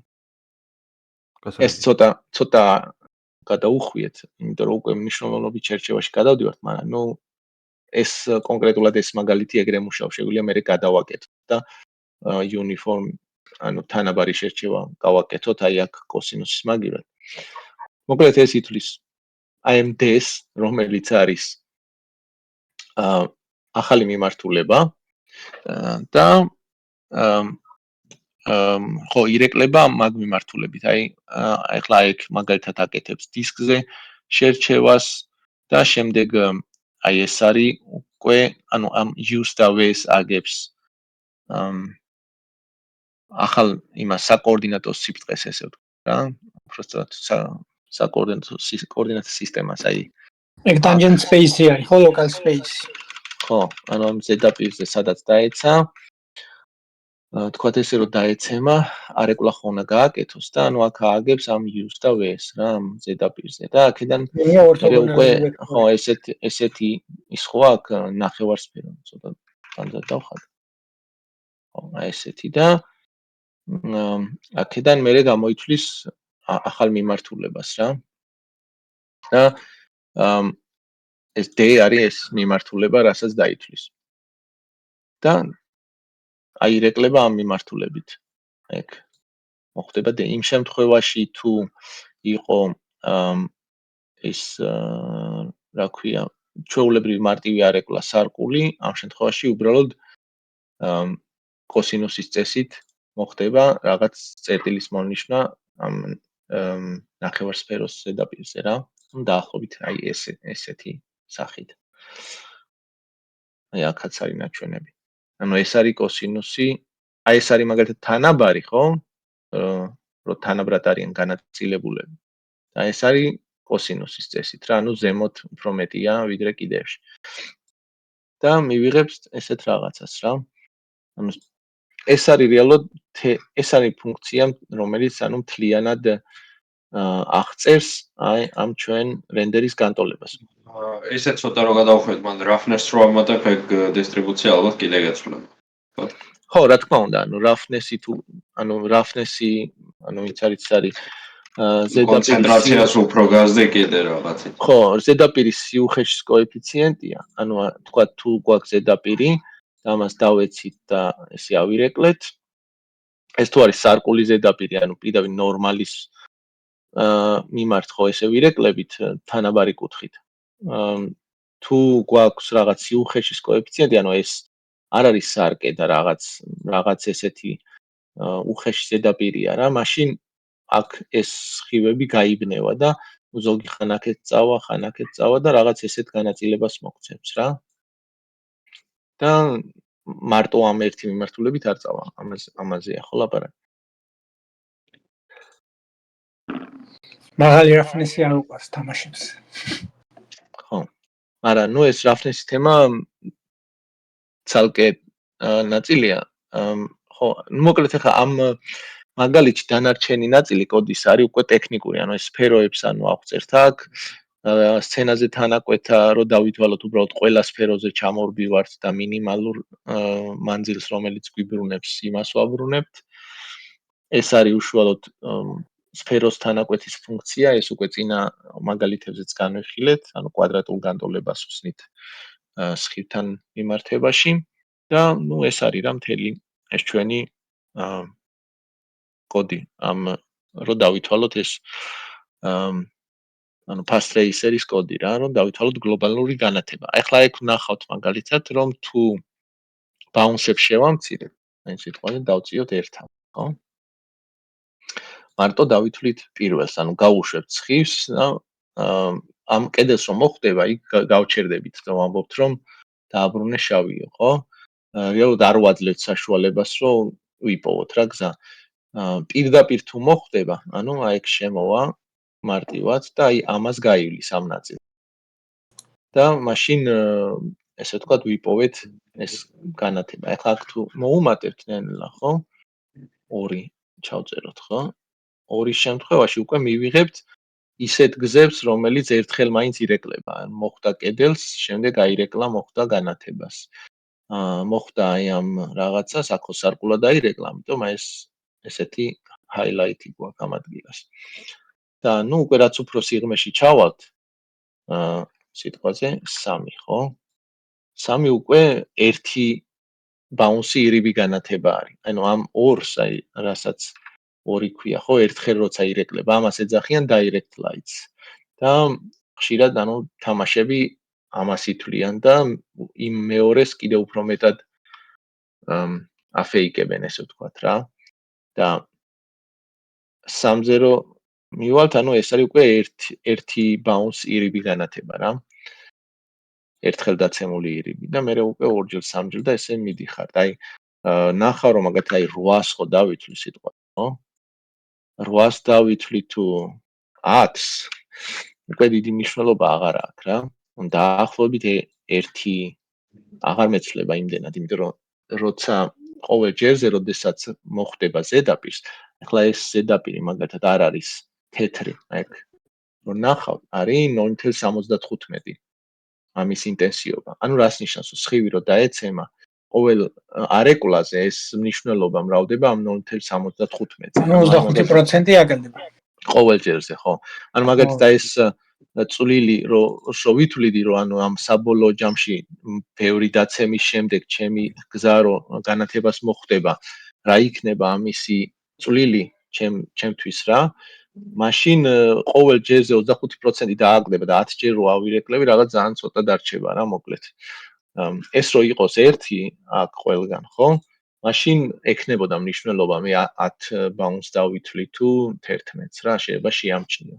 მაგრამ ამ შემთხვევაში როცა ამდენად აკლდება და რეალურად აი რეალურ გარემოში, ხო? ანუ არ არსებობს ეგეთი თეთრი არეკლა, რომელიცაც არ აქვს რა, ესე ვთქვათ, ისა ყველაზე არის ყველაზე მუქი ყველა თეთრი რაღაც დონეზე ხო, რაღაც დონეზე მაინც კარგავ, ხო, ყოველ დაცემაზე. white room-ის ის არ არის შეიდერი, shader toy-ზე? კი, როგორ არ არის? მეც მაქვს.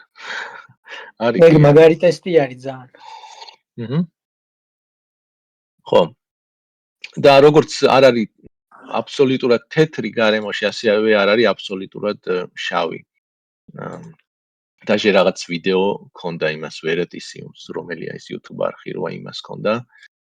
რაღაც მატერიალია, რომელიც ძალიან შავია რა, მაგრამ ანუ არ არის მაინც მარისაც შავ. არა, როგორ არა, ბოლომდე შავი ხვრელი მარტო. ხო, კი ბატონო.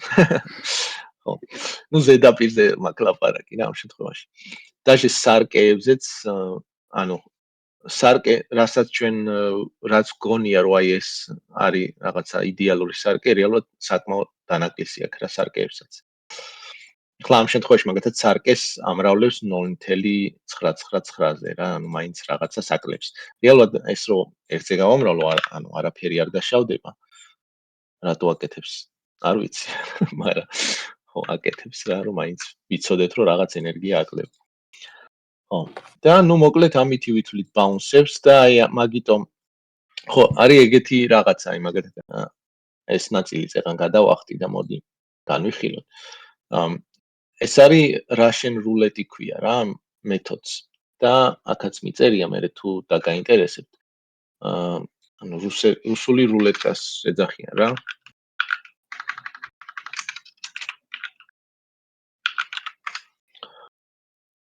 და ანუ რას აკეთებს რა, ახლა უბრალოდ ტექსტი წერია, დიდად არაფერს დაგვეხმარება, მაგრამ მოკლედ რაღაცა პროცესი გაქვს რა, რომელსაც თუ მოკლავ, ახლა ამ შემთხვევაში ჩვენ შეგვიძლია ყოველ ჯერზე ჩავიდეთ 10 სიღრმეზე, ხო? და ეს შეიძლება მეტიც იყოს, ხო, რეალურ ამ იმეებში, ამოცანებში.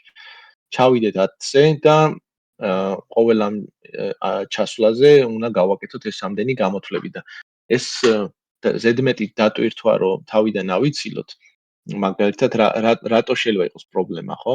ეს ახლა pixel shader-ია და რახან GPU ამას ესე warp-ზე უშვებს რა, კონკრეტულად რაღაცა სხივები, როდესაც შემოვლენ აქ ჩვენს სცენაში, ხო?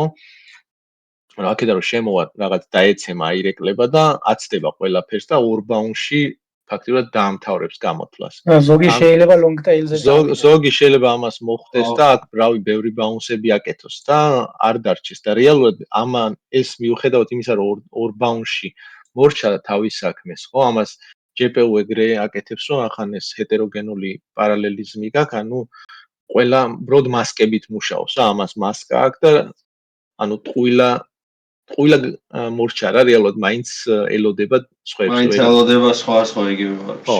და ანუ იმის გამო რომ ეგეთი რაღაცები თავიდან ავიცილოთ, ჩვენ ვცდილობთ რომ მოდი ღრმა გზები არ იყოს, ანუ 10-მდე მაინც და მაინც ნუ ჩავყვებით და რაღაცნაირად ადრეულ ეტაპზე გავთიშოთ რა ეს გზები.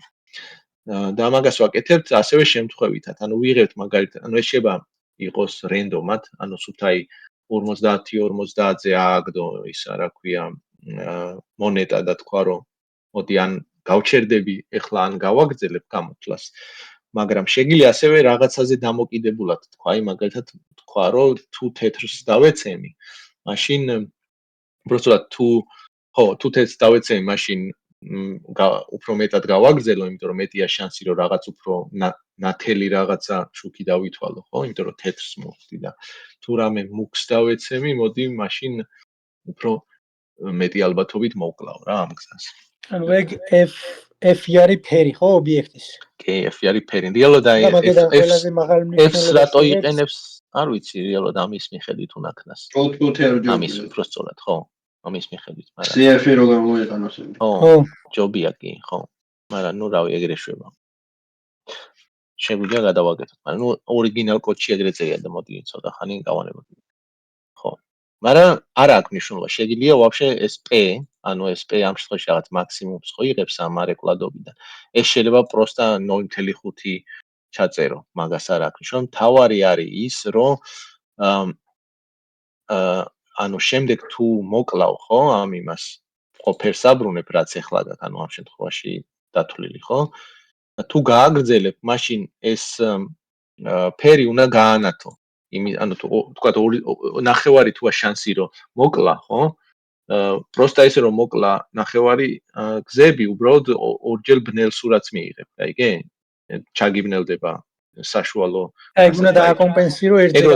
ეგრო დააკომპენსირო ორზე უნდა გაანათო. და მაგას აკეთებს აქ რა, ანუ ამითი აკომპენსირებს იმ ალბათობის მიხედვით, ანუ რა ალბათობითაც კლავს, ანუ თუ მეტი ალბათობით კლავს, მაშინ მეტზე გაამრავლებს. ეგ არის მთელი იდეა ამ რუსული რულეტკის მეთოდის რა, რომ ძალიან ღრმა გზები რომ თავიდან ავიცილოთ, მოდი რაღაცეები დავბრიდოთ და ეგ ამბობს რომ მოდი რო არ შეემჩნეს ვიზუალურად, მოდი ეს დავიწყოთ 5 ბაუნსის მერე. იდეაში იმის ნახევრის ხო მაქსიმალური ბაუნსი. ახლა ანუ ეს მაქსიმალური ბაუნსები შეიძლება რაღაც ძალიან დიდი მქონდეს რა 256 ხო თქვა. და ეს მაინც 5 ბაუნსის მერე ამებს დაუწყებს დაბრიდვას რა ყოველ ბაუნსი. და დიდი შანსია იმისა რომ ვორპში ყველა გაითიშება რაღაცა სიტყვაზე 50-ის მერე, გაიგე? და უკვე ყველას გათიშავს რა. რახან ყველა გაითიშება აღარ გააკეთებს. დეტალები აღარ გექნება იმდენად. ხო, მაგრამ ნუ მაინც რა თქმა უნდა GPU-თვის ეს კარგი არ არის. ხშირად არის ხოლმე რომ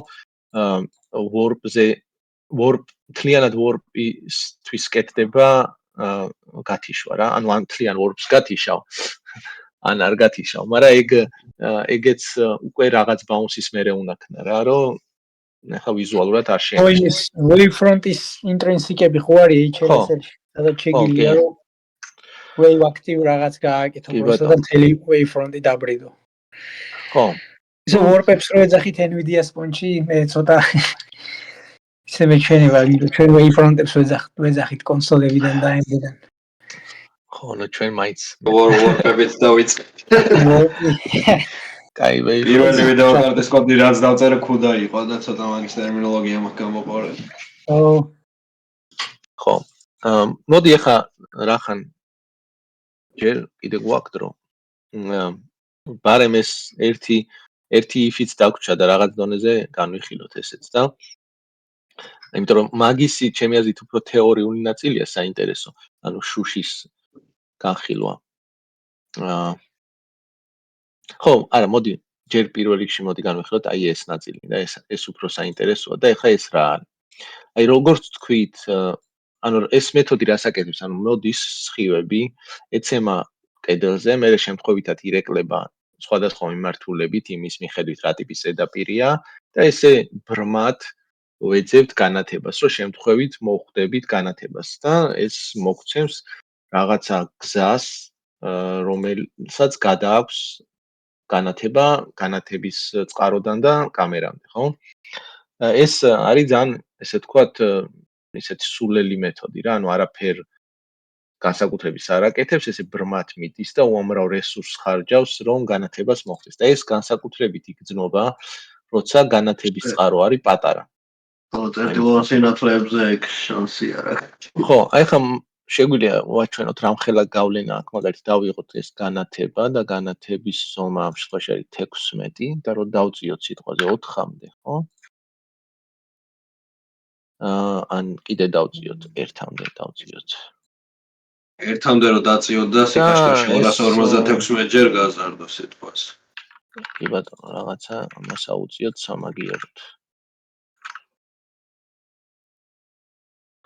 აი ხა ნახავ რომ ნოისია მეტი. აი განსაკუთრებით აი ერთ შერჩევას როცა ხა ხო აქ ერთი ვიწერია, ანუ ერთ იტერაციაზე ერთ შერჩევას ვაკეთებ და ნახავ რომ პიქსელების უმრავლესობა არის ერთ იტერაციაზე არის შავი რა, ну აიმდენი პიქსელი, მაგალითად აი გავუშვით ამდენი გზა ავაგეთ და ვერც ერთმა ვერ იპოვა განათება. ძალიან პატარა შანსია რომ ესე რენდომად არ ეკლილი სხივი, ანუ რომელიც აქ ნამდვილ ნახევარსფეროზე ავირეკლეთ, ხო? რომ შემთხვევით აი პატარა განათებას მოხდეს. და ამიტომ ეს მარტივი მეთოდი არ არის, ესე ვთქვათ, საკმარისი. ხა პროდაქშენში ამას ვერ გამოიყენებ, იმიტომ რომ შეიძლება გქონდეს სხვადასხვანაირი ზომის განათებები, ხო? ესე არ არის ყოველთვის დიდი განათება. ამიტომ გვინდა სხვანაირი მეთოდი და რა შეიძლება იყოს სხვანაირი მეთოდი? ვთქვათ, თუ ვიცით რომ განათება როჩახოს ანუ ამ შემთხვევაში მოცემული გქონდა ყველა სფერო და ასევე ყველა სფეროსთვის ვიცოდით რომელს გქონდა განათება, ეს მასივი აქ აღწერილია თელი ამ ჩვენი სცენის და აი აქ უწერია პირდაპირ ცვლადში ანათებს თუ არა და ასევე აი აქ უწერია სად იმყოფება. და აქ უწერია რამხელა. ანუ რეალურად ჩვენ ეს მონაცემი გვაქვს, ანუ ვიცით სად არის განათება და ვიცით რამხელა ინტენსივობა აქვს. ყველაფერი ვიცით და ყველა უფრო სწორი და ესე ვთქვათ, კარგი მეთოდი იქნება, რომ იმის მაგივრად რომ აი აქედან ესე შემთხვევითად ვისროლოთ ხოლმე სხივები, რომ განათება ვიპოვოთ, ხო? იმის მაგივრად მოდი რაღაცნაირად პირდაპირ მივაერთოთ რა ამას. პირდაპირ გავისროლოთ განათების მიმართულებით ეს. ანალიტიკური ის ქვია ხო მაგას? ხო, ამას ეძახიან next event estimation. ან explicit light sampling ეძახიან, ხო? ანუ უშუალოდ დამატებით კონკრეტულად გავუკეთო განათებებს შერჩევა. ანუ ეს რას ნიშნავს ახლა აი ეს მოდი წავშალოთ და ეს იმას კი ანიშნავს, რომ ჩვენ შემთხვევით არეკლებს აღარ გავაგრძელებთ. ჩვენ მაინც გავაგრძელებთ შემთხვევით არეკლებს, იმიტომ რომ ირიბი განათება ხომ მაინც უნდა დავითვალოთ.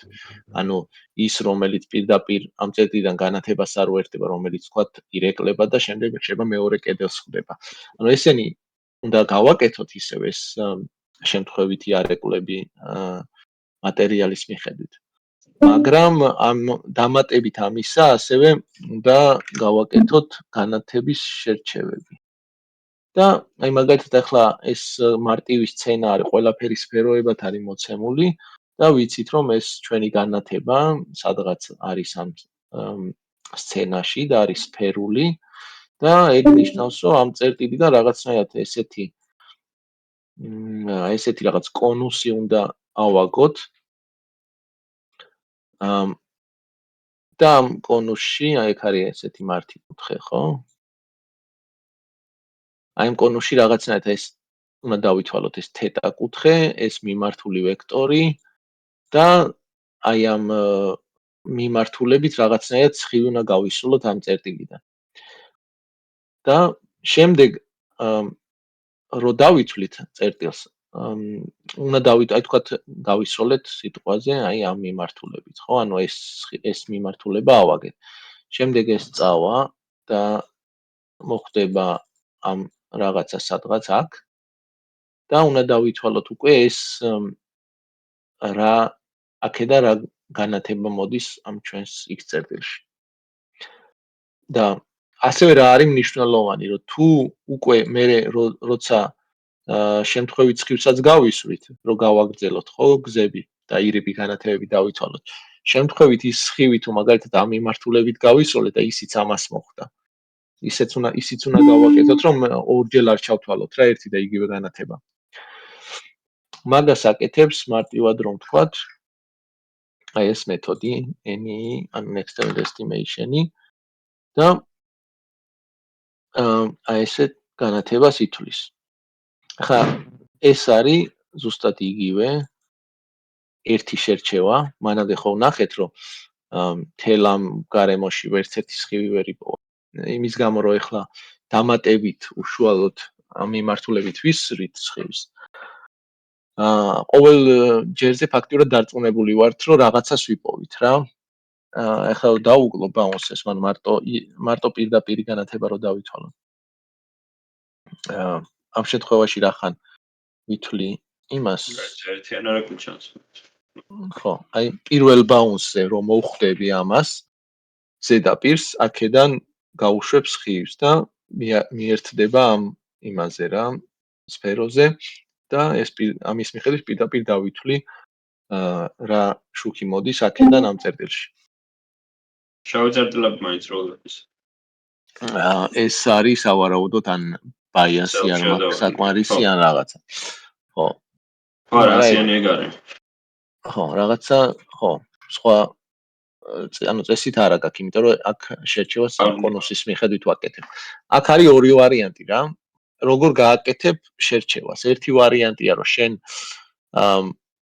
ზედაპირები შეარჩიო, ანუ მაგათაც ეს სფეროზე შემთხვევითად მოვნიშნო წერტილი და ესე თუ გავაკეთებ, მაშინ ცოტა მირთულდება გამოთვლები, იმიტომ რომ ეს უნდა გადავიყვანო, მერე აქედან ანუ ეს განათების დათვლის პროცესი მირთულდება რა, ამას ეძახიან განათების ზედაპირის შერჩევას.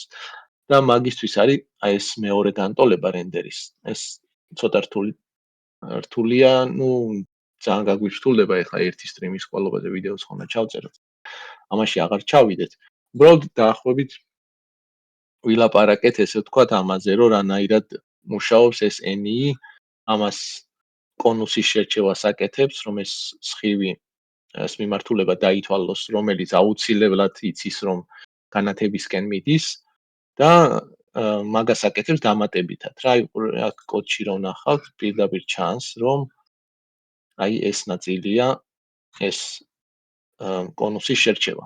ანუ აქ ჩამორბივართ ყველა სფეროზე, ვიკითხულობთ სფეროს და ვუყურებთ ეს ჩვენი ემისივ პარამეტრი, ანუ ეს რომელშიც გვიწერია განათებაა თუ არა. ანუ ვამბობთ, რომ თუ კი განათება არ არის, მაშინ გააგრძელე, ანუ როდესაც განათებას იპოვის, მე აქ შემოვა და უკვე აი აქ აგებს ამ კონუსს და ეს L მიმართულება არის უკვე რასაც დაითვლის აი ამ მიმართულებას რა. და შემდეგ უკვე ითვლის უშვებს სხივს და ამოწმებს ჩრდილში ექცევა თუ არა. ანუ თანაკვეთას აკეთებს. და მე ითვლის რამხელა ინტენსივობა იქნება რა. განათების, ანუ აი ეს ომეგა არის solid angle რო ვთქვი რა, ანუ კუთხე, რასაც ეს ადგენს ამ წერტილთან. ოღონდ არა ორ განზომილებაში, არამედ სამ განზომილებაში, აი აქ რომ ნახო. მაგალითად კონუსის solid angle, ხო?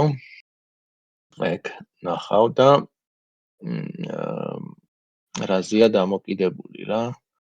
აი ეს არის, აი ეს ომეგა, 2π გამრავლებული 1 - კოსინუს თეტაზე. და აი მაგალითად აი ეგ აი 2π გამრავლებული 1 - კოსინუს თეტაზე. ეს არის რაც არის ამ რასაც ეს ჩვენი განათება ადგენს ამ თითოეულ წერტილთან და შესაბამისად ალბათობა იმისა, რომ მაგ მიმართულებით აირეკლებოდა სხივი რა, არის ამ კუთხეს პროპორციული და მაგითი უნდა გაუკეთოს კომპენსირება რა, ანუ მაგას თუ არ ჩავთვლით, მაშინ გამოვა, რომ უფრო განათებულ გამოსახულებას მივიღებთ რა. და ესო თავიდან ავიცილოთ, აი ამაზე ვყოფთ ომეგაზე და მოკლედ საერთოდ ჯამში ეს ამ probabilities ვითვალისწინებთ რა, ალბათობას და შემდეგ კოსინუსზე მრავლდება და კონტრიბუციას ვითვლით. მოკლედ მარტივად რომ განვიხილოთ, ეს არის რა, ჩამორბის სფეროებზე ამოწევს რომელია განათება, თითოეული განათებებისთვის აგებს კონუსში ითვლის სხივს და მეორე თითოეული სხივისთვის ჩრდილს და კონტრიბუციას და ეს არის მთელი ჩვენი next event estimation. საერთოდ ჯამში ძალიან დიდ გავლენას ახდენს. ეხლა რომ დაუბრუნდეთ წინა settings. ეხლა ნახავთ, რომ აქ ბევრი ესეთი წერტილოვანი noise გვაქვს რა, ეს რეალურად ძალიან პატარაა და ამის გამოშვება დამატებით პრობლემები წარმოქმნას. ეს შეგვიძლია გავზარდოთ ცოტათი სიტყვაზე იყოს 4 აქ 64.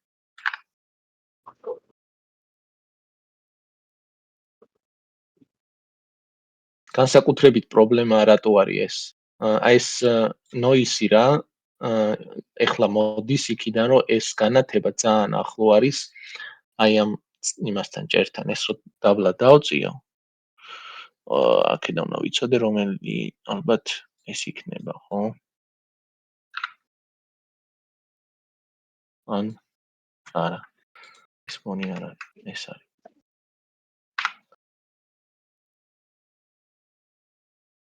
ეხლა უფრო გაანათა ჭერი. ანუ ინტენსივობას დაუწიოთ. მოდი 8.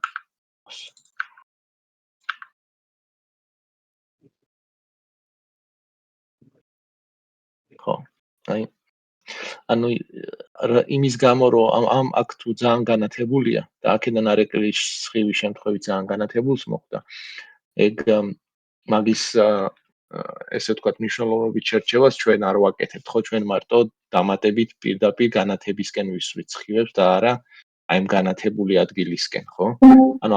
ანუ იმის შანსი რომ ამ განათებულ ადგილს მოხვდეთ აქედან ისეთივე ცოტა იქნება, როგორც განათების შემთხვევაში იყო, ხო, წინა ჯერზე. ამიტომ გვაძლევდა იმ დიდ noise რა, რომ ეს ახლოს იყო განათებასთან. ანუ ამ მეთოდსაც არ აქვს, ესეც არ არის, ესე ვთქვათ, იდეალური მაგ კუთხით რა, რომ ირიბ განათებაში კიდე შეიძლება გქონდეს ეგეთი кейსი, აი რაც ახლა მქონდა, რომ რაც ისევ ხმაურს მოგცემს რა. ანუ ეხლა ამ კონკრეტული მაგალითის შემთხვევაში ну საკმარისი არის რა რომ ვაჩვენოთ რის გაკეთება შეუძლია.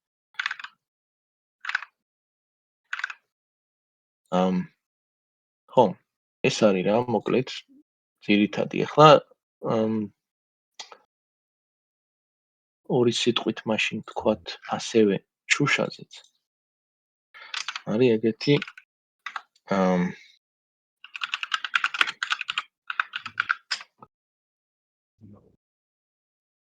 ხო, აი ეს ოპტიკური სიმკვრივე და სნელის კანონი. ანუ მაგალითად მატერიალები როდესაც აღიწერება შუშის შემთხვევაში, შუშა არის უფრო რთული ობიექტი რა, იმ გარდა იმისა, რომ სხივი შენით შედის, გააჩნია ასევე ეს გარდატეხის კოეფიციენტი რა მხელაზე გადაწყდება. ამას ეძახიან ოპტიკურ სიმკვრივეს. ეს ოპტიკური სიმკვრივე არის ჩვეულებრივი მახასიათებელი რა ამ კონკრეტული გარემოს. შუშას თავისი ოპტიკური სიმკვრივე აქვს, ალმას თავისი, რაღაც წყალს თავისი და ასე შემდეგ რა. და იყო ეგეთი აი იქ არის მაგათაც ჩამოწერი რამოდენიმე მაგალითი რისი სიმკვრივე რა.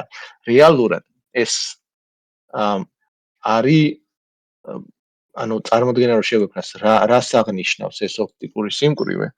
ეს არის რამდენად ნელდება განათების სიჩქარე, როდესაც ერთი გარემოდან შედის მეორე გარემოში.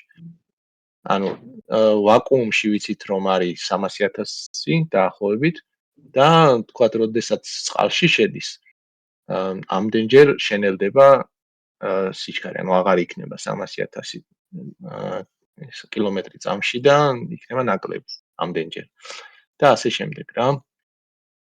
და ეს სიჩქარის ცვლილება პირდაპირ არის დამოკიდებული გარდატეხის კოეფიციენტზე რა. იმის მიხედვით რამდენად შენელდება ეს კუთხე შეიცვლის მნიშვნელობას და რომ დაეცემა უფრო მეტად თუ ნელდება, უფრო მეტად გადაწყდება რა ეს სხივი. ეს ამის სხვათა შორის შეიდერებიც არის. მაგას ქვია ამით რომელიც ძალიან კარგად აჩვენებს ხოლმე მაგ ეფექტს.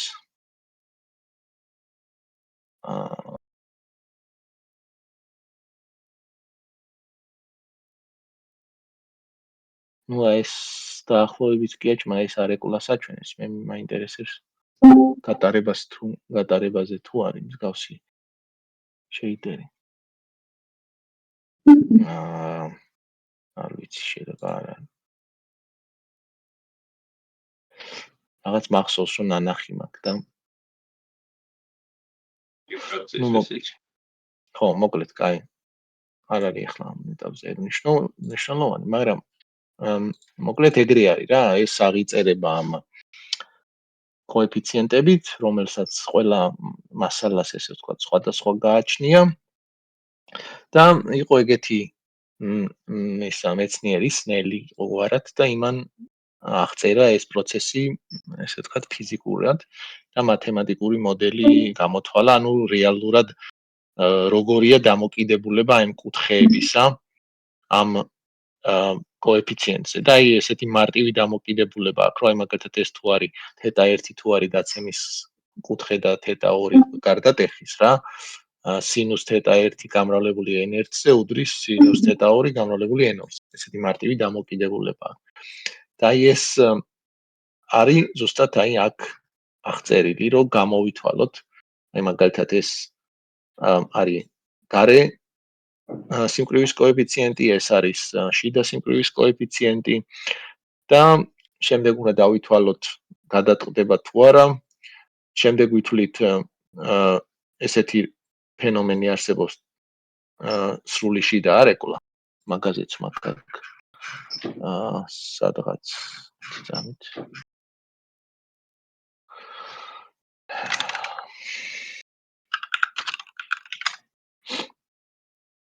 ესეთი ფენომენი არსებობს, რომ მაგალითად, როდესაც ზედაპირს აკვირდები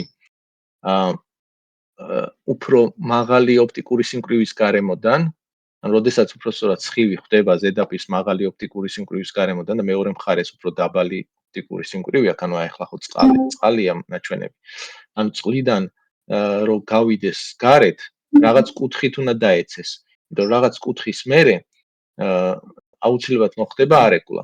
აი ეგ ნაჩვენებია, რომ აი ამ ნაწილში ხდება გატარება. გარეთ გადის სხივი და ზემოთ ხედავთ ზერო ანათებს. მაგრამ თუ ესე ცერად დაეცემა და გარეთ უფრო ნაკლები ის არის ოპტიკური სიმკვრივე, უბრალოდ ყოველთვის აირეკლება. და ეს მაგალითად ეგ მაგას იყენებენ ოპტიკურ ბოჭკოვან კაბელებში რა.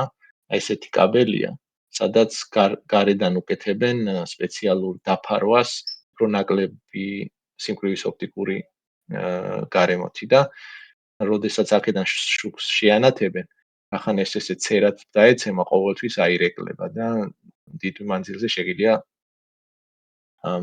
გადასცე რა, ეს შუქი გაატარო. ეგ ფენომენი არის მაგალითად აქ რასაც ამოწმებს, რომ თუ მოხდა მაგ გარემოში, რომ ესე ვთქვათ, ეს total internal reflection-ი მოხდა, მაშინ რაღაცა სხვას აკეთებს და აქ უკვე აკეთებს რომელ მხარეს მიდის, უნდა გაატაროს სხივი, ანუ რეფლექტი გააკეთოს თუ რეფრაქტი, ანუ ეს არის არეკლას თუ გააკეთებს. მოდი აქ დავაბრუნოთ, რომ ვიზუალურად ჩანდეს რაზე ვლაპარაკობთ. ჩვენი glass იყო ეს ხო და მაგას ერქვა ეს. ნუ ეს უნდა ჩავანაცვლოთ აქ. და მივიღეთ ესეთი შუშა. და ანუ რახან შუშა არის, რაღაც ნაწილის სხივების უნდა აირეკლოს ზედაპირზე და რაღაც ნაწილის სხივების შინით უნდა გავიდეს. და მაგის გამოთვლას აკეთებს. აი ეგ ითვლის მაგალითად ფრენელის არეკლადობას, შნელის მიახლოებით. მაგაზეც მიწერია აქ. შეგიძლია მოვძებნოთ.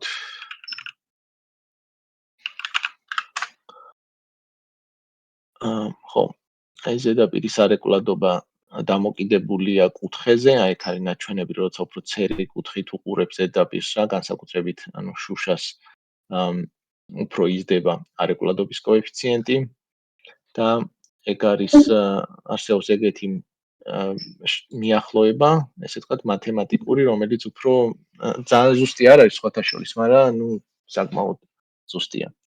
და იმას იყენებს აი აქ. და მოკლედ ითვლის სხივი აირეკლება თუ მეორე მხარეს გავა. და იმის მიხედვით ანუ ამ მიმართულება იცვლება რა, ანუ ან არეკლი მიმართულებით გააგრძელებს გზას, ან გატარებული მიმართულებით გააგრძელებს გზას. ეს არის რეფლექტი, ესეც რეფლექტი, ანუ ეს შემთხვევა თუ იმაში მოხდა, total internal reflection-ში და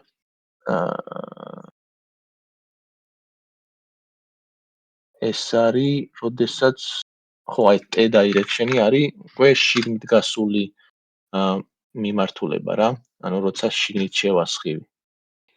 ეგ მიმართულება. ხო, და ნუ მოკლედ ეს არის მთელი ეს ნაწილი, ესე ვთქვათ, სწრაფად რო გადავიაროთ. ხო. რამე კითხვები გაქვთ თუ ძალიან სწრაფად გავიარე? ალბათ ნაწილი ალბათ დანებდა უბრალოდ რომ თქვა. არა, გასაგებია თითქმის ყველაფერი. კითხვები არა, ერთი ინტრიგანი შეკითხვა. ქართულად არ ვიცი რა ქვია ზუსტად, iridescence რო ეძახი. ერთ ფესრუშთან თქავს და მეორეს გამოასხივებს. მაგის სიმულაცია როგორ გავაკეთოთ? ეგ არის ანუ throughput-ი სავარაუდოდ ვეღარ გექნება უბრალოდ ფერი. კი, ფერი გექნება, უბრალოდ რეალურად ეგ შეიდერია რა. ამ შემთხვევაში თუ ჩვენ პროსტა ვამრავლებთ, ეგ აი მაგალითად ეგ როგორ არის ხოლმე აღწერილი რა. მატერიალს აქვს რაღაც პარამეტრი, მაგალითად სისქის, ანუ ეგ საიდან მოდის, ხო, irradiance-ი მოდის იქიდან, რომ ზედაპირს აქვს სიტყვაზე თხელი რაღაცით დაფარვა, ხო? და ერთ-ერთს თან თქავს და მეორეს გამოასხივებს. არა, ეგ მაკედან ახდება, რომ ერთს თან თქავს, ანუ ესეთი რაღაცაა, რომ როდესაც ანუ ეგ უკვე ტალღური ეფექტია და იმას ცდება, ანუ აი ამ შემთხვევაში, როცა ჩვენ ესე ვითვლით ray tracing-ით, ანუ ამბობთ, რომ სხივი არის ნაწილაკი, ხო? ესე რაღაც დახტუნავს რა, დაეცემა, წავა, ხო? მაგრამ ტალღურად, რეალურად ტალღა არის რა, სხივი. უბრალოდ ეს wavefronts რო დააკვირდე, ესე ვთქვათ, აქვს თვისებები ნაწილაკური იმის, ხო? ფიზიკის და მაგიტომ დიდი ხანი ნაწილაკებად აღიქვავდნენ რა, სანამ მე არ გადაწერეს რა. ეგრეა, თეორიულად შეიძლება მაინც როგორც ნაწილაკს ისე მოექცე და ცოტას ემოცია. ყოველთვის არა, საქმეც მაგაში. აი, როდესაც უკვე კონკრეტულად მაგ ეფექტზე ვეძახებ რა. ესე დაცემის შემთხვევაში სიხშირე რო შეუცვა. აი, ეგ ხდება, როდესაც აი მაგალითად ესე ჩაკ ვეცდები დავხატო. როდესაც ესე მოდის ეს სინუსოიდა ტალღა რა. ესე რო დაეცემა, ხო უნდა მოხდეს ამისი არეკლა რა. ერთი არის რომ რაც აქ აირეკლება ზედაპირზე და აქეთ წავა, ხო? მეორე რაც აქ გადატყდება იმ სნელის კანონით, ესე ვთქვათ. შემდეგ აქ დაეცემა, შემდეგ აქ აირეკლება, აქ ისევ გადატყდება და ესე წავა. და აი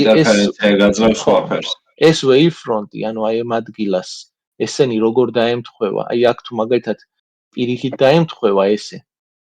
ხო? ეს ნაწილი და ეს ნაწილი ერთმანეთს თან თქავს და ეს ანარეკლი საერთოდ გაქრება. და იმის მიხედვით, ანუ ფერი ეს სიხშირე ხო ფერს განსაზღვრავს. არის რომ რაღაც სიხშირე რო დაეცემა სიტყვაზე უფრო შთაინთქმება, რაღაცა სხვა სიხშირე, ანუ არ შთაინთქმება. იმის მიხედვით ეს რამ სისქია რა. მაგისი კარგი მაგალითებიც არსებობს, მაგრამ ანუ ეხლა არ ვიცი მოვძებნით თუ არა.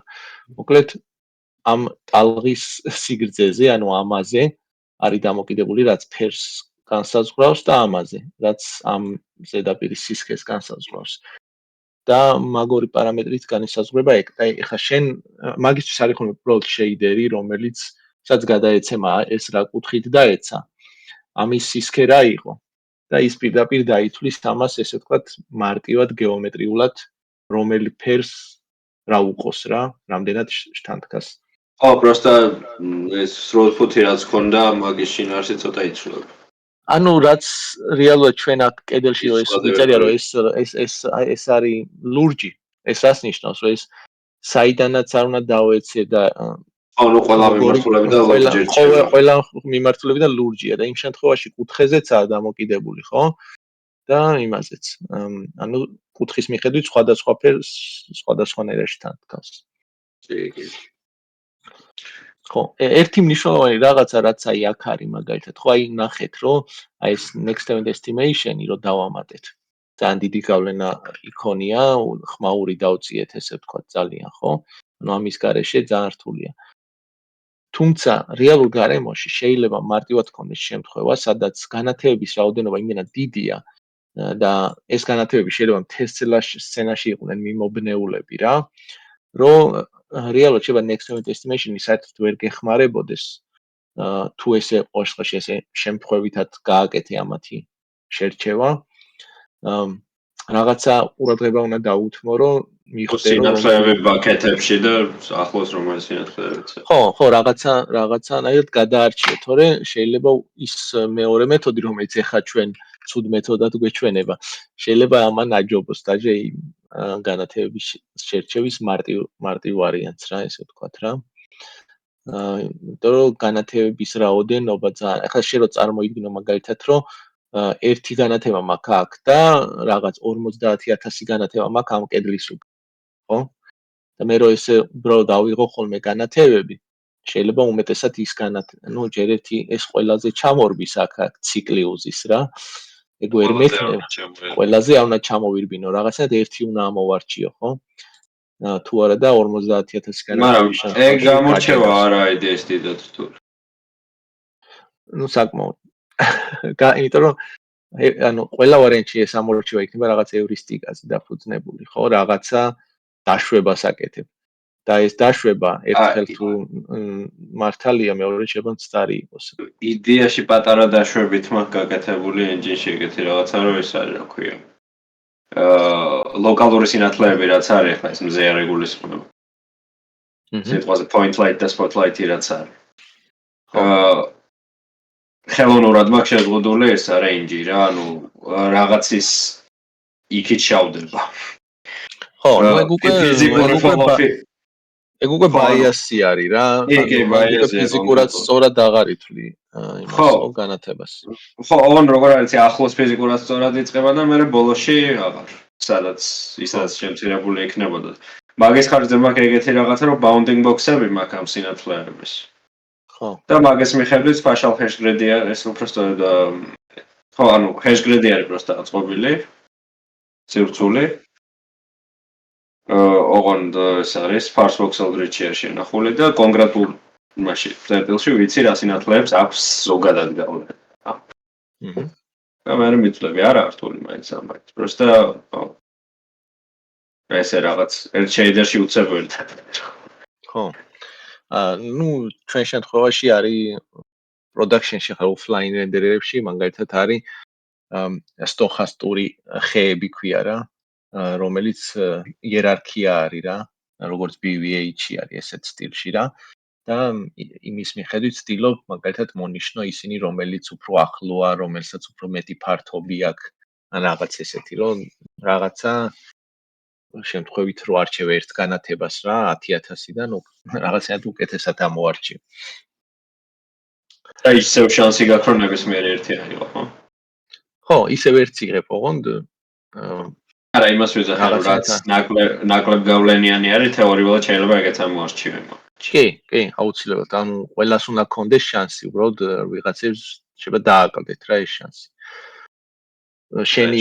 შენი ის არის რომ ეს შენი დაშვება, რო აი თქვათ. ხო, არა, დაშვება ხელოვნური დაშორება ფიზიკისგან მაგ შემთხვევაში. ხო, ანუ ამ შემთხვევაში რეალურად პრობლემა არის ის, რომ შენ ხილვადობას არ უკეთებ მნიშვნელოვნობით შერჩევას. ხილვადობა არის, აი რა shadow ray-ს რასაც უშვებთ, ხო, აი ამას. ამას ხო არაფერს არ უკეთებთ მნიშვნელოვნად. ანუ ეს ამას ბოლოს ვამოწმებთ და აი ეგ არის პრობლემა რა, მაგან შეიძლება პრობლემა შექმნას. ხო, მაგრამ ნუ მოკლედ ამ სტრიმის ამბავში მგონი გავედით ბოლოში იმ ხრივ, რომ ავხსენით ესე ვთქვათ, გზების მიდევნების მეთოდი როგორ მუშაობს. მაგაზეც არის ბლოგზე, მოკლედ თუ იმეს უნდა რომ მე წაიკითხოს, ვინც ვიდეოს ნახავს.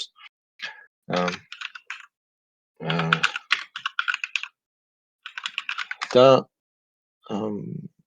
ხო, ანუ აქ ორმხრივი გზების მიდევნებაზეც წერია და გზების მიდევნებაზეც და მნიშვნელოვნობით შერჩევებზეც და ეს არის მნიშვნელოვნობით შერჩევებზე, რომ ვთქვათ, როგორ ხდება აი განათების მაგალითი, აი ზუსტად როცა მარტო BRDF-ს უკეთებ შერჩევას და როცა დამატებით განათებასაც უკეთებ. და ნუ მოკლედ ეგეთი ამბავი. კაი. კიდევ თუ აქვს ვინმეს კითხვა, თუ არა და დავამთავროთ გონი. 1:50 წუთი.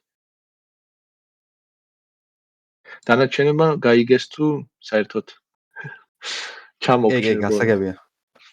ხო, ძალიან კაი. კაი იყო თეორია გასწორა. ძალიან კაი. იმ წიგნში წერია სხვათა შორის. ხო, მაგას გავარჩევია დეტალურად. ახსნილია ყველაფერი კარგად. კაი, მაშინ და დროებით დავდებთ მე ვიდეოს. ან ხვალ, ან რა ვიცი, როდესაც. იმედია ხმასწორად ჩაიწერა.